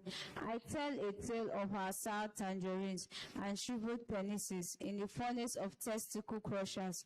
Diamonds are mere stones in the trauma of dry sentences. Tornadoes chase poetry and wedding rings and half circles. Where is the voice of my teacher? Naked Testimonies 2. I embrace myself in the boils of my foremothers, discarding second-hand kisses. I see hearts crumbled. in courtyard of ruin. Absurd altars, I say, am sacrificed. Taverns inflict their wounds in a rain of swastikas. Hating the night songs, who will raise my dead? Naked testimony. 3. Still Russian winters rise to hug me. Before the swinging axe, my brass sheets are tarnished. Skirts and sweet potatoes suffer loss. Searchlights on earth, a judgment of stones. The wedding upon is a funeral. Time, a penetrable eyeball. Anger walks barefoot in the fury of falling stars. A lighthouse goes bunker. Do not be a hut in a melon field. Naked testimonies. 4. Rise rage in this land. Betrayers be wider time. It is the hour of aluminium fingers, the unreachable itch, bereaved of bathroom slippers. Our limbs are mush deep. Mock rolls over rivers, our eyes snap open. Before route toll gates at the crossroad, centrifugal winds caress each hour. Naked testimonies. 5. The candle burns without razzmatazz. Flames arrows the valleys. A shovel restores the wall. A voice is against the blue with a mighty man. Pines are springing up in the wasteland. It is I, striding upon my high places, strewed my voice. I walk in fire. Affirmation. Leaden, upon poetry shall we meet, romping in beds of metaphor. Images will ignite our eyes, balls, fire, neons of words shall we be. Let this appointment be sealed in diaries. As we met in a hurried hour, over a desk, some tables, silence, word was leading, was pulse, but we shall lance the boy with Vaseline and talk. Rain, say to us, desolation shall no longer marry this land. Every relative shall be burned as fuel for the fire. My vow shall entwine its roots deep in truth, and there a sheltering nest. Your great reward you will there again to nurse the eggs of hope. Trusting the chicks shall not be scrap metal. Say to us, I shall weave blankets and fashion crutches, and crippled may walk. I shall marshal joy in 100 diverse ways. Against the insistent sorrow of these bitter years, I shall rule with laughter, devoid of girl. For love shall be a signet ring upon my right hand. Say, red graffiti shall no longer war on city walls. Just call me in Vesuvius. In the ripple of laughter, call me empathy, pine music, fresh grain, feeling flesh. I am rain come to ravage the drought. Sidewalk lullaby. Helpless, you see dimly, as behind a dark walled glass. You are thinking of beach sand, battered with salt tears. You whimper to the heavens from saddling clothes and a hornet's nest. I'm quietening you, darling. You will still be honored and expel the cold sidewalk, cold life beans and swells, riverbank, flooded to kiss you with death. In crescent moon will wear a wild green on the face of your night, and you will hear the sound of many laughters, like the sounds of many parents or frying fish. Your bruises will be trained advocates, staking legal claims to be no battlefield. You will eat bread from your hands. You cannot avoid me. I'm your allowance at the assembly, the state of your house, the hall at brothels. All shouts you invest on yourself. You drink my blood every day. I am that Christian. I am your knife, your spoon, your fork, though I never taste the fare of chefs. I, your pickup, your ruler's bead, gold decking, your hands. How can you dodge me? I bear the government's choice to your red car. My sweat tiled the tarmac for your serene presence. Of course, definitive statements are made when I borrow your trust, your rust to the dumps. I, your nightmare, stand on different whites, whether we meet or not. You cannot avoid me. Untitled. When hope flitters like a tremulous candle, like a quaking foundation, when hope is all a flitter on a faith supporting machine, in that precarious time, I know the astounding calm in the eye of a storm. I know the morning star and its full vow in the light of your birth. So when you become my drink of a high soap, when manna is bitter flavored, I will hold your sure word, knowing its spirit and blood. Fresh dawns, there are lacerations, but we shall salve our wounds. Calm sandstorms, quiet this cyclone. That is a tornado about us. We shall open fresh logbooks and let our feet sing. So far have we trekked on the trail of light, searching for proofs and proud events, soaring and proud like an eagle in flight. Return of the lost platoon, Adolphus Amasiatu. Return of the lost platoon. The sergeant raised his head from the trench where he had sat, chin in hand, trying to catch a quick nap, and saw that it was the corporal, his second in command, who had nudged him. He had wanted to bawl at him for being so imprudent, but noticed the anxiety deeply etched on the junior officer's face. He saw on a closer look that it wasn't just anxiety, there was also some indication of fear. Again he recalled that the corporal had never addressed him before without first drawing to attention. But before he could ask a question, the corporal had pointed a crooked finger towards the opposite direction. Look, sir, enemy advancing, he managed to say from near clenched teeth.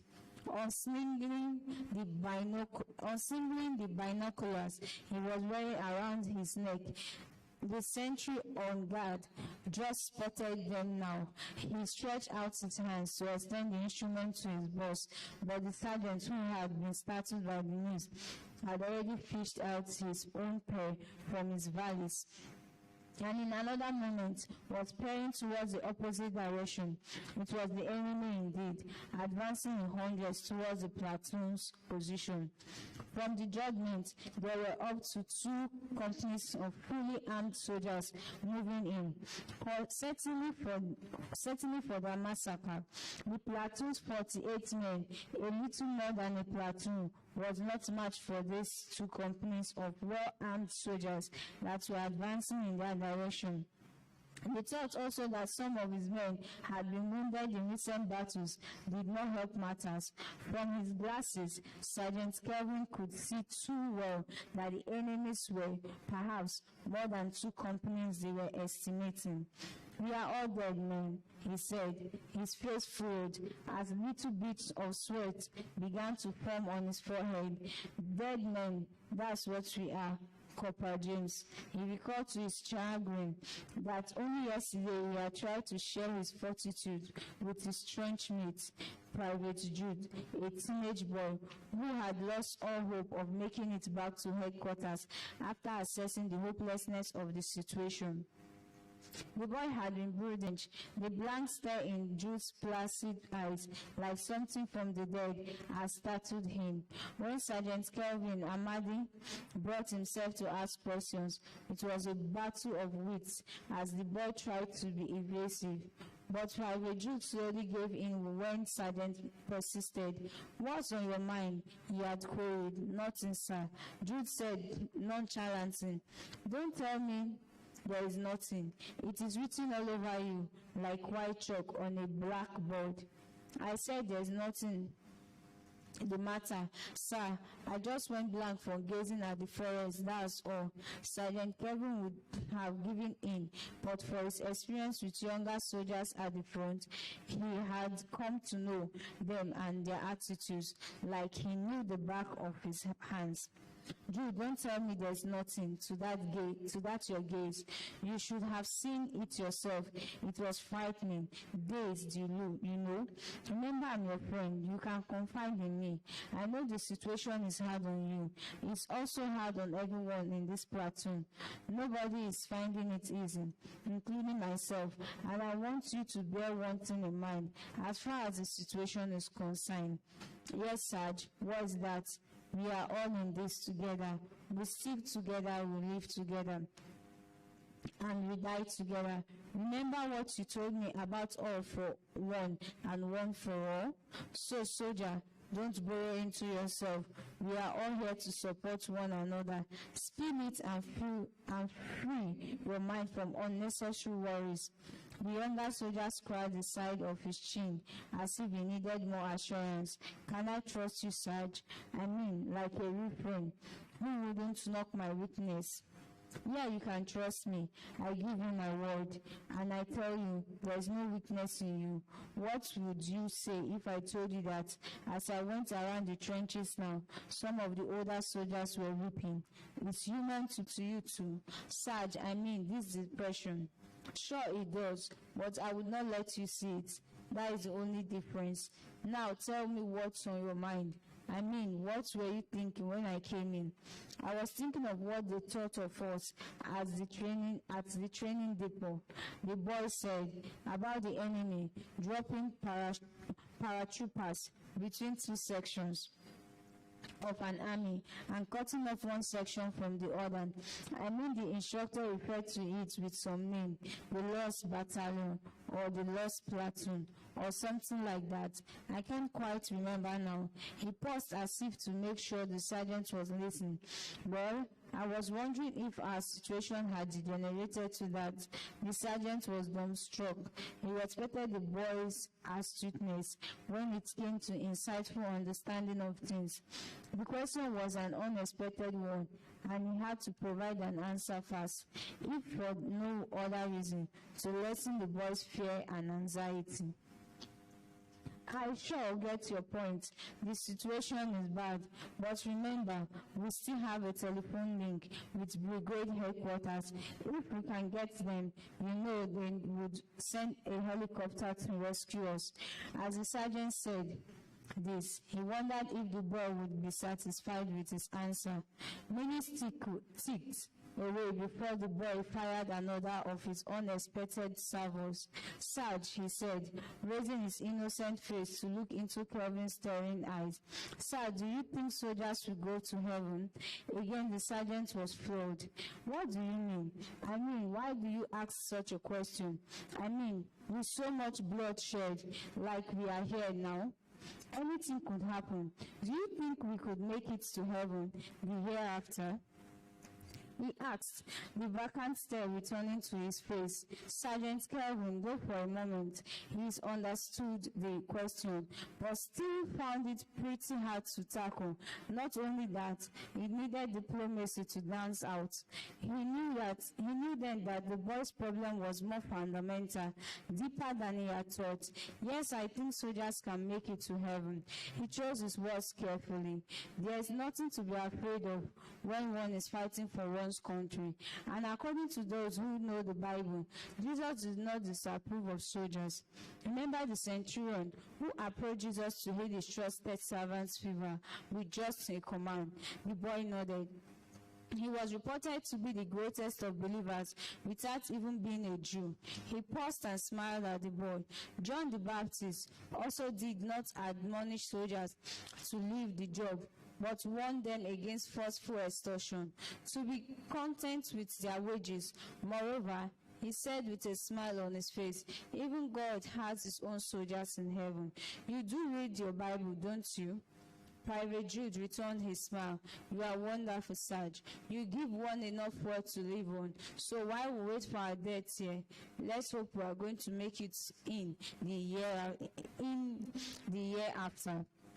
I think it's a great reassurance and a worthwhile one at that. It's not that bad, Jude. We still have a good chance to live.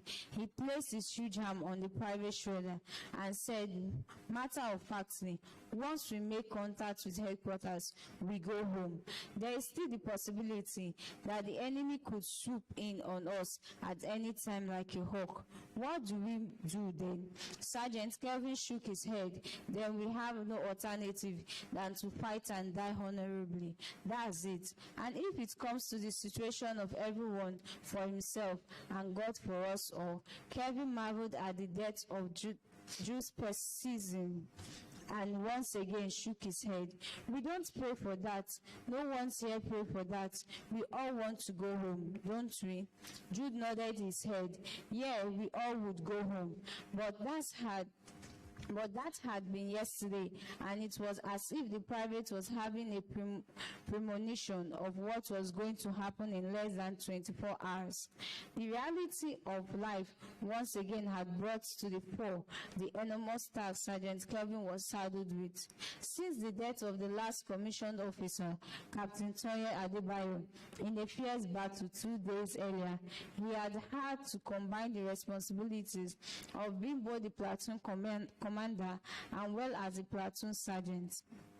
Unfortunately, also only 48 men, some wounded and others much fatigued, remained of the battalion of soldiers that had taken position to defend the plan they had wrested from the enemies. Having lost the diamond-rich lake, the enemy had fought like wounded lions to regain the box of treasures, which was apparently their lifeline. In under 7 days, the enemy had succeeded in wiping out the entire battalion, with the exception of the lost battalion. But now, like the tide that faithfully kept its appointment, the enemy had regrouped and was coming in a final wave to deal with the lost battalion. The single thought that the opposition had lost five times the number of their dead men, which would have hitherto been a happy recollection some 5 minutes before, didn't bring much cheer to Kelvin. It was as if a mysterious force was drawing energy out of his nerves. Although they had been anticipating this moment since the enemy succeeded in cutting off all supply links between the platoon and the brigade, the thought of this being real now seemed unbearable. With the so-conceived telephone link, the platoon had been calling for help and for evacuation. But the calls had been fruitless until just the previous day. A lot of mysteries had also started to unfold. The man they had interrogated the previous day on his way back from his farm was not really a farmer at all. Kelvin thought he must have been a spy sent to look over their position. If that was true, he thought then the camouflage was real enough to have fooled them. He remembered very vividly that after they had finished interrogating the farmer, the boy had pounced on his watermelons and had let him go. That explained too that the interrogators, out of hunger, were more interested in the watermelons than they were in the interrogation. After confiscating the fruits, they had let the farmer go, but not until he had seen the number, position, and state of morale of the platoon, with all the men coming out of their trenches to have a bite at what had been their only meal for days. The thought of the watermelons made Kelvin's mouth water. It was a mystery to him too. While the watermelons were not poisoned, they would all have perished. Taking control of himself once again, he launched into the communication train, bidding Corporal James to follow him. There certainly was not time to waste. After running a few meters, he stopped at a point and raised his binoculars to see the fast peep at the advancing men that would be executioners. The army was inching in slowly but steadily. There was no mistaking the enemy's line of advance and targets. Their calculation was right, and so also their bearing. They were swooping in, covering the ground little by little in arrowhead formation, and were now within 1 kilometer, only a few 100 meters within effective killing range of a soldier's personal weapon. Only this time, there would be no mistake on the Lost Battalion side of attacking first, as had been the case on previous occasions.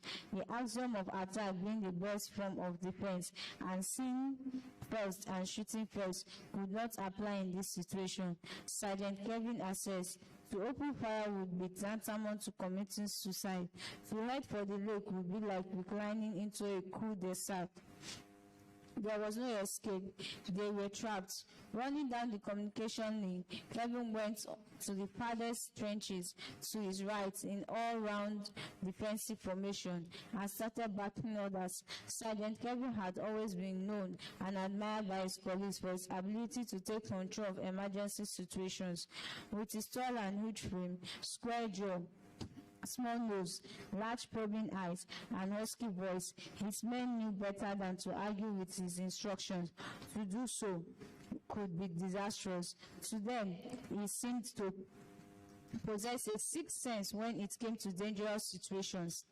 Run down the left side of the deployment, Corporal James, he shouted. Tell the men to do the camouflage to death system. We are in a serious situation and we must take the gamble. That is our only chance. He paused to weigh the expediency of his choice of tactic and continued, remember no mistakes. There is no time for serious briefing. We take a chance and face our death. As the corporal swung into action, a thought flashed across the sergeant's mind. It was the faint voice of Private Jude. And if it gets to the situation of everyone for himself and God for us all, he shuddered and nearly broke down. God for us all indeed, he whispered. Turning, he breathed the first trenchman, and second, the third, and all along the narrow highway as he made his way to his own trench, ending his orders with plenty earth. Leaves, and do not forget the writings. If any of your notes is read, it should come as if it was done in a hurry. Lastly, before burrowing into your trenches, scatter your spades and mattocks about as if they were abandoned. Each man shouted back, yes, sir. We saw everyone then as dead. He felt for them. He was sorry. Back at his trench, he plucked some of the leaves they had planted that morning to camouflage their position, while his partner, Private Jude, scooped sand diligently into a blanket. Occasionally, the boy would steal an unsure glance at the sergeant, the fountain of his inspiration. He was sorry for himself. He was sorry for the man too. Death to himself was not, after all, as heroic as it used to sound among soldiers. So suddenly the boy stopped and fixed his gaze at Sergeant Kevin. Do you have a son back home, sir? He asked. The question sent a chill down Kevin's spine. Yes, Jude, a son and 2 daughters. Why? Do you miss them and your wife? Very much, boy, very, very much, and I love them. He turned his head to hide his tears. Would you like your son to join the army, sir? When he grew up, Jude probed on, devoid of all its initial devastation. No, Jude. But if he insisted, I guess I would have no objection either, he replied frankly. And you? Jude, do you miss anybody back home? The boy nodded, a hazy blank gaze in his youthful eyes. Yes, Sarge, my mother, my father, my brothers, sisters were a closely knit family. It's unfortunate that I would be the first to go. As he said this, an uncontrolled tear dropped from his face into the blanket. I'm sorry, boy, the sergeant said. I'm sorry too, Sergeant, he said with half a smile on his face. We are losing time, Jude. Let's get this over with. They jumped simultaneously into the trench, and Sergeant Kelvin eyed its rough edges the way an undertaker eyes a badly dug grave. His grave, its shallowness and stony walls reminded him of an ancient sarcophagus that he had seen during a war campaign in Egypt. He brought out a pen and hurriedly wrote on a note of rough paper, in honor of our brave dead men, and to any who may care to write our history. Write as Sergeant Kelvin Amadi, the only surviving senior non-commissioned officer of our honorable battalion, was in this trench up to 6:15 p.m. Friday evening when we spotted the enemy advancing in great numbers in our direction, so we had to abandon the camp and run for our lives. This day, the 15th of January, may our souls rest in peace if we do not make it home. Sergeant Kelvin buried the private dog under the sand-filled blanket. Then he brought out his little Bible and said a quick prayer. His last words were, "If I die before I sleep, pray God take my soul."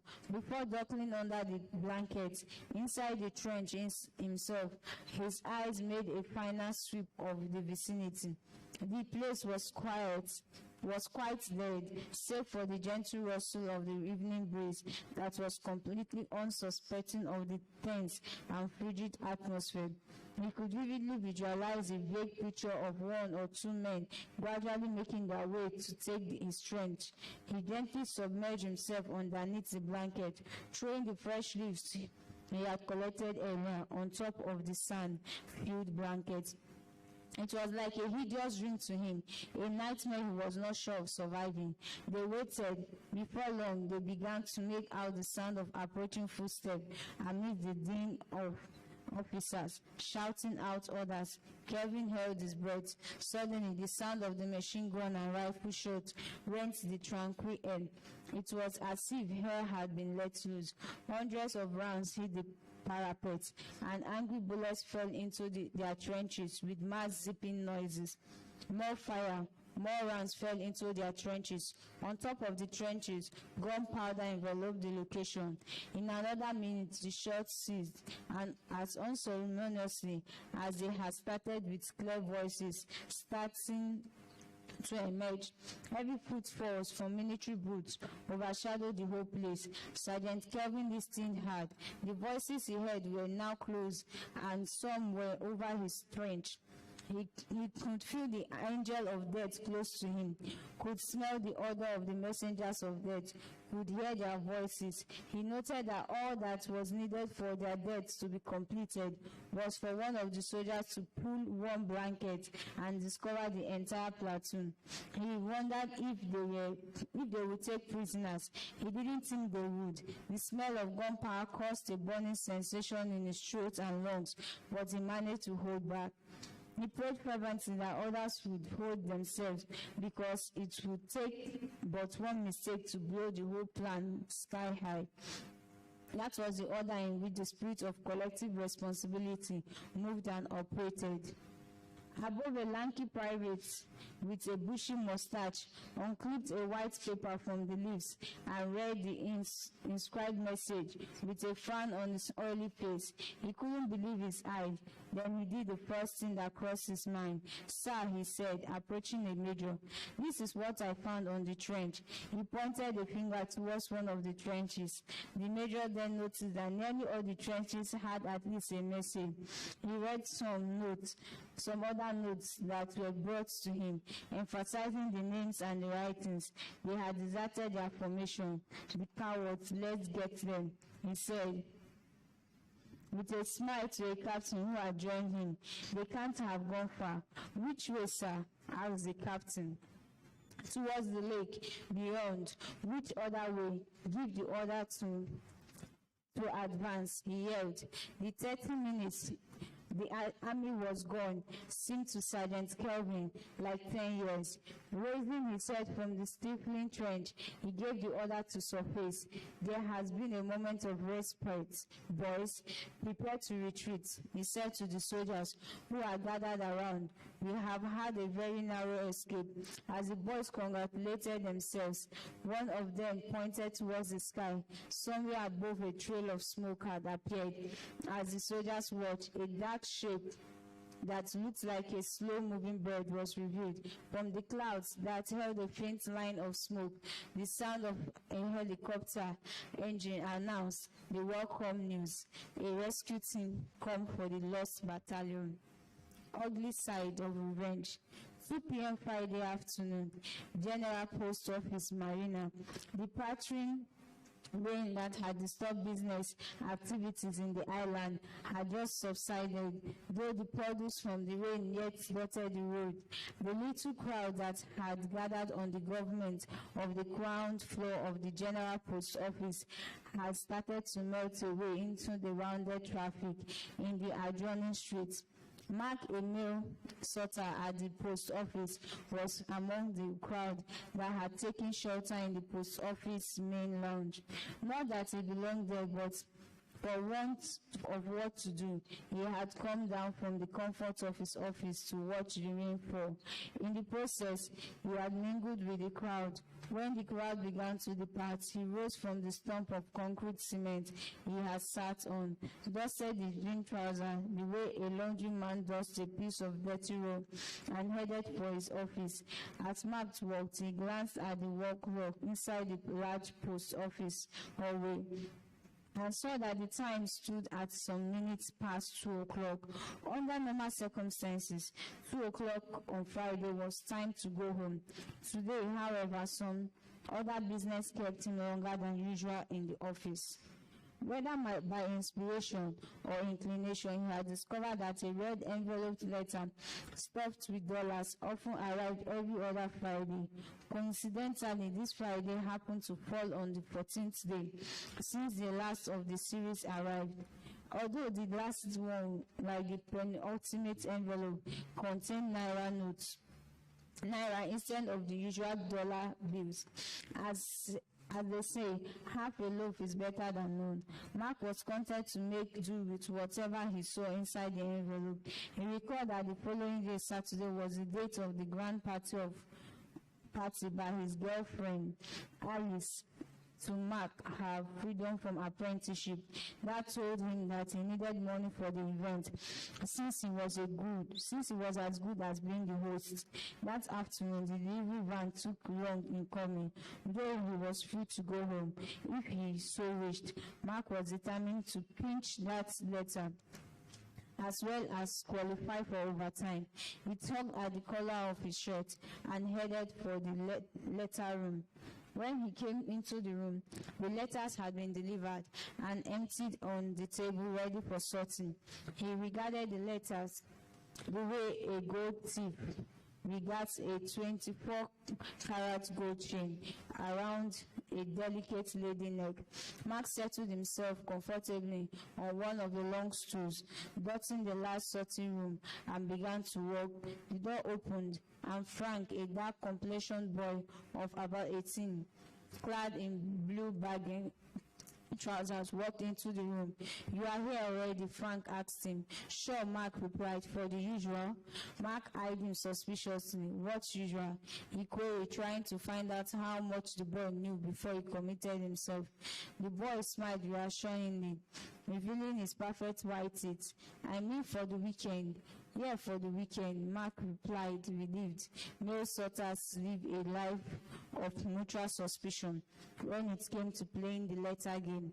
As such, pretending not to know what the other was up to, Frank settled himself down as Mark went back to work, flipping the letters expertly in different directions. He knew what he was looking for, and he wasn't going to stay a minute longer when he got in. He was not in the racket of letter pinching. It had almost become an accepted norm for many people at this time that to survive in Nigeria, one had to invent an accepted way of survival different from one's conventional employment.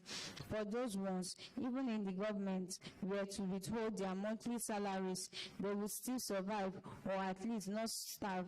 No thanks to their unconventional habits, there was the ingenuity of the Nigerian mind to fashion out other ways of surviving in the face of all odds. The thought of this reminded Mark of Shakespeare's allusions to the ancient axiom that unicorns may be betrayed with trees, and that bears with glasses, elephants with holes, lions and toys, and men with flatters, related to his Nigerian experience.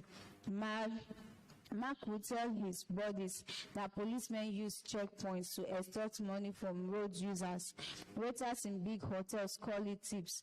Primary school teachers call it homework or handcraft. And the immigration officers who fixes your international passport needs your cooperation too. Mark regarded the avalanche of letters in front of him and figured that he may stay on the table longer than he had thought.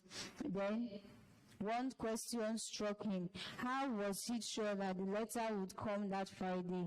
How was he sure that the man had not learnt his lesson after sending close to half a dozen letters, with all failing to reach their destination? For a moment he considered this possibility, not wanting to be distracted though. He however shrugged it off after a while and continued flipping the letters until he became oblivious of his partner's presence. Hi guys, a female voice called from the entrance. Mark started. He was so caught up in his search that he had forgotten that letter sorting was in an all-comers affair. Oh, it's you, Lillian, he managed to say, and bent down once again, trying much hard to hide his anxiety. The girl sat beside him, chatting away with Frank. Mark straightened up, tugging at his mustache. The job was becoming more and more dangerous with the arrival of this girl. The presence of this boy could be pardonable, but one more pair of eyes may really be too much trouble, he reasoned. He was at this point of making up his mind to abandon the search and go home when his eyes fell on the tip of the familiar envelope. He eyed his companions dubiously. One of them was watching him. He expertly withdrew the flat envelope from the heap and tucked it into his front pocket. Satisfied, he got up and brushed his mustache. I'm on my way, he announced. The others nodded in understanding. Tell chairman that I did an extra hour. Will you, Lily? Please tell chairman that I did an extra hour. Will you, Lily? He flashed his cute girl smile, a great asset used in dealing with girls his age. You can count on that, the girl replied, returning his smile. I trust, he added, going out and closing the door behind him. Once inside the bus, taking him to a relay, where he lived in a room in one of those face me, I face you houses. He brought out the letter and tore it open. The fool could never lend, he said in his heart. He wished he knew who the guy was, but of course, that did not count at the moment, he told himself. Mark brought out the contents of the envelope. 5 100 Naira notes and a little piece of paper carefully folded before it was inserted into the manila envelope. He folded the money, put it in his shirt pocket and opened the note to read. It began, honey, I came back to learn that you have changed your address. Do forgive me, as that may be the reason why all my letters have not come to you. I advise you check in the old house. I promise there's a lot for you there, waiting to be collected. Right now, we are still in camp. The assignment had not been completed. I will make myself available as soon as we are released. Expect a big surprise in my next letter. In my usual way, I will keep the surprise secret until you receive it. I wish you 1,000 love kisses. Yours only, Vic. Mark squeezed the paper and threw it out of the bus window. So there would be a big surprise coming in a fortnight. He thanked his luck that he knew in advance he would wait for it, even if it was the last thing he did. From there he began to dream that the surprise would be. What the surprise would be, thought over the potential surprise when he fell asleep inside the bus. 9 a.m. Sunday. Abayomi Street, Akoka, Yaba. Victor AJ lay sprawled on a single bed inside his one-room apartment. He watched idly as the long hand of the electric wall clock opposite him crept sluggishly to the dot of the hour. The morning was warm and peaceful due to the fact that a good number of the inhabitants had gone to the early morning church services, leaving at home the unpopular atheists. The only sound that announced the presence of people in the vicinity was the scintillating sound of beautifully equalized soft and harsh music wafting into the room from different sound boxes outside. He's struggling for supremacy. This Sunday was peaceful, no doubt, but peaceful was far from what Victor felt inside him that very moment. As Victor lay on the bed, his shiny sheet wrapped around his massive waist, he stared absent-mindedly at the roof of the house. To him, there was one thing fundamentally wrong with Nigeria, irrespective of whatever the government might say or do. As far as he knew, that thing was corruption. Or how else would he explain the series of incidents that occurred to him in the past 3 months? Come to think of it, what was the real definition of corruption? He quizzed himself. In the process of providing answers to the question, a column of furrows formed on his brow, and he snapped his finger in annoyance. "Good God," he exclaimed, getting out of the bed and walking across to a black wooden desk sitting at the other side of the room. He opened the upper drawer and took from inside it an advanced learner's dictionary, English dictionary in paperback. He flipped across the pages to page 193. When he found what he was looking for, he paused to read. The fairly large dictionary defined corruption. Here in Nigeria, the word meant much more than offering and accepting bribes. It had become a way of life. Corruption in the country included pinching letters in the post offices to the detriment of the real owners for whom the letters were meant. The thought of the 5 letters he had lost in the past 3 months filled him with anger. He recalled that the first of the series contained about $500 meant for his wife and 2 kids back home here in Nigeria. He had starved himself to save that amount in Liberia, where he had gone on observation mission to monitor Liberia's first general election after the war. As a police sergeant, he was entitled to $5 a day, or an equivalent of $150 a month.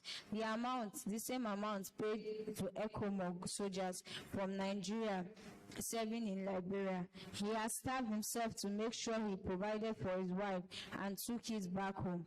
But as he was to learn later, but painfully, the goodies inside the registered letters never got to the intended destination. 2 similar mails with cash and clothes followed the first. All went down the drain. From then on, Victor began to think about how to take revenge on whoever was responsible for the loss of the letters, and he never minded how long it took him to fix the thieves and obtain his revenge, and he was going to do it his own way.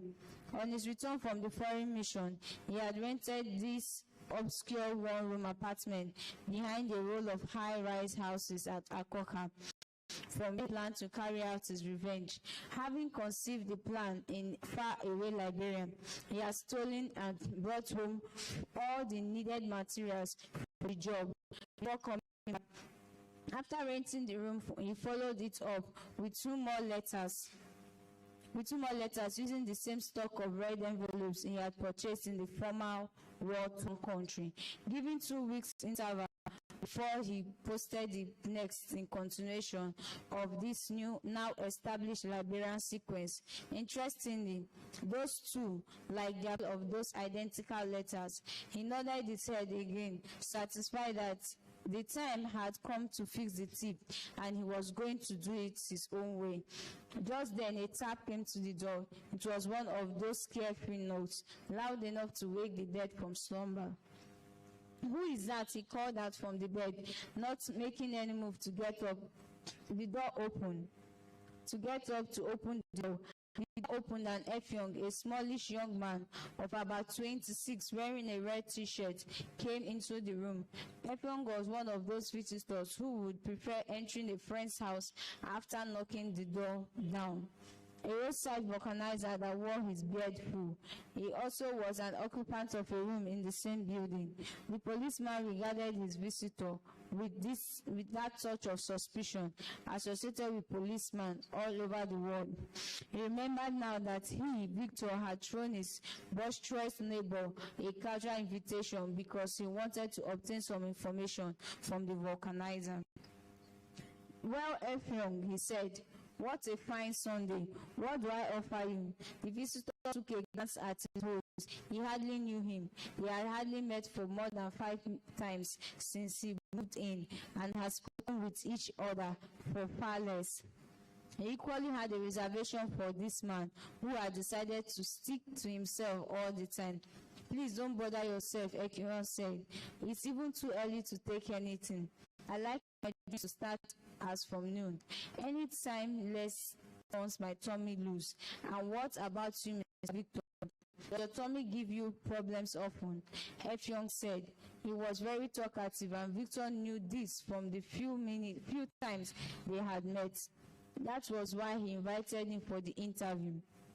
Talkers always let out information without being conscious of it.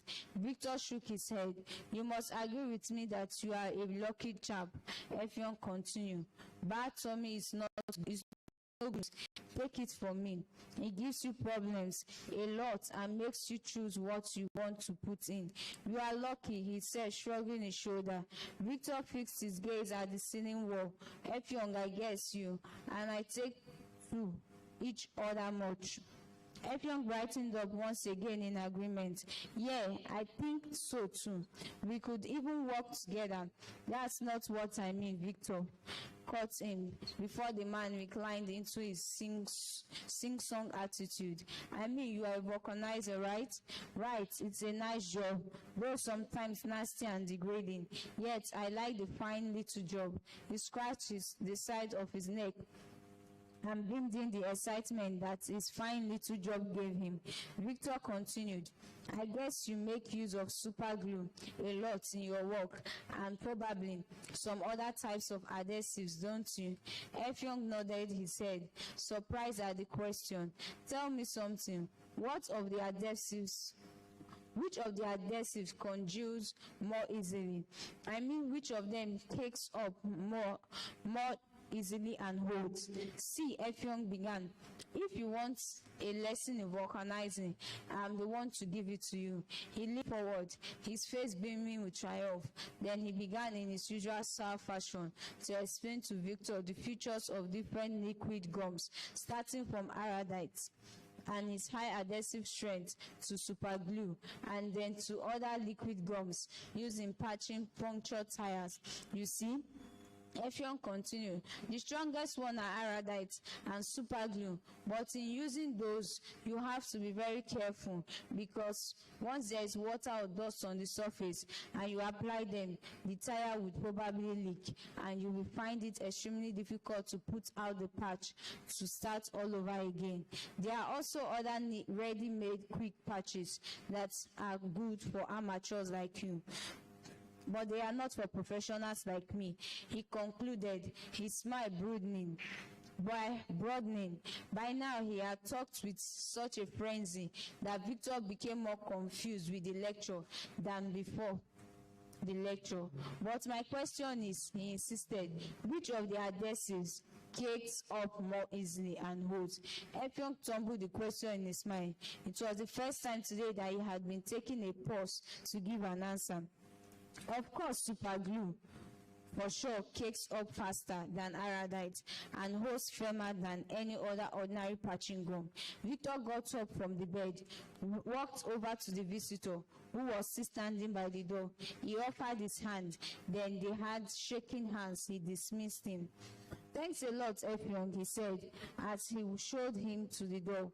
The other turned in surprise. "For what, Mr. Victor?" "For the information. I'm glad for the lesson. I have always thought that we talk to each other." Victor turned to walk back to his room. "I would see you in the afternoon, perhaps. I will buy you a cold beer." Thanks, Effiong greeted, turning to go. If there's any other thing you want to know about everything in this place, just call on me. I'll be glad to see you. About your beer offer, I'll be waiting for you in the afternoon. Remember, if there's anything you want to know about everything, just press the button and I will be right there for you. After all, he added, what are friends for? And one more thing, if you want to watch the football match this evening, I have a color TV set and my door is wide open for you at the gates of heaven. Good day. And he walked away, singing along. Victor sat on the edge of his bed, thinking about Effiong. This guy could talk. A parrot out of a job, he murmured. 2 minutes later, he changed into a fresh pair of clothes and walked away, heading towards Bariga. 4 p.m. No, number 2, Abayomi Street, Akokaliaba. Victor heaved his huge body resignedly out of the taxi cab that had dropped him in front of his house. The fast sinking sun that reclined at an angle of 45 degrees made his black skin shine in a hue of gold. The rays made him small, vicious eyes dim as the assault of the evening sun. As he alighted from the cab, he transferred a small polythene bag in his hand. In his left hand to the right, he moved about 2 paces from where he had first stopped to watch the taxi take a turn to the left and disappeared somehow behind. The bend before walking hurriedly into his door. When he opened the door, he dropped the small bag on top of the reading desk and sat down on the only stool in the room. First, he took out his white shirt and threw it on the bed behind him. Before going to work, he removed the keys from the outside and locked the door. He knew he would need some privacy and concentration to do what he wanted to do. Victor removed from inside the polythene bag a chunk of soft foams, a razor blade, a pack of super glue in a small sealed container, and a stick of white candle. Next, he unlocked the lower drawer in the desk and removed several other objects. He then went to work. With the sharp razor, he cut the chunk of foam into a square and then to a heart-shaped block. When he had done that, he proceeded to carve a hollow inside the heart. The razor blade did an excellent job of it. In about 4 minutes, he had finished with that material. Although Victor was not a religious man, he prayed silently before handing the next object on the table. It was a piece of hard round light bomb developed by Nigerian engineers during the Civil War, code-named LK. Little Killer, after the name of its inventor, Leonard Kane. The little grenade was smaller than most conventional grenades, but it was also more deadly, the size of a big man's toe. It had the capacity of 5 ordinary small bombs its size.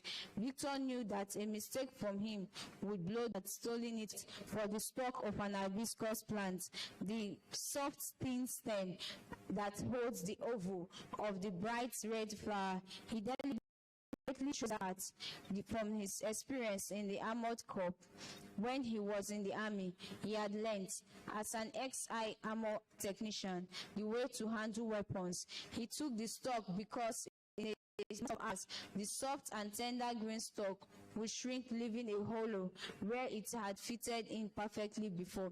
He also knew that the gas inside the LK weapon took approximately 10 seconds to escape, at which time the weapon would explode. So he knew that once the pin was pulled out from the bomb, he had to work fast and seal it up.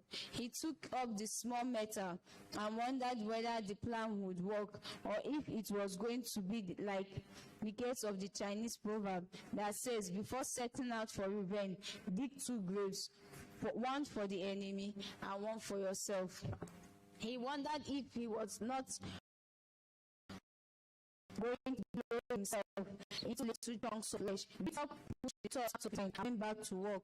Courageously, he pulled out the pin in one quick jerk, quickeningly substituting the receding pin with the hibiscus stalk. One thing cheered him. The stalk fitted in perfectly in the hole left behind by the pin. When the pin was out, he used the razor to cut the flour stalk perfectly to size. Then he put the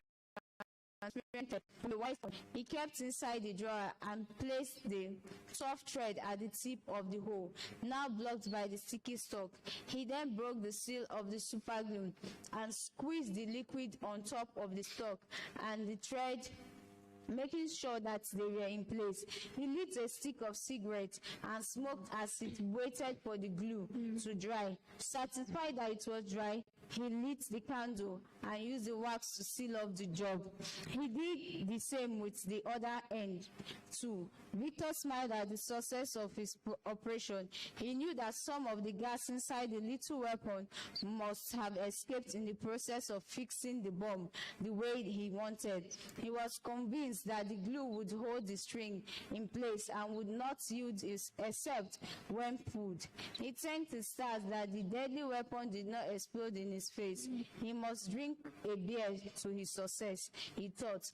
He was aware that the weapon was deadly and was also now trigger ready. In a minute, he had transferred it into the heart-shaped encasement he had fashioned out for it.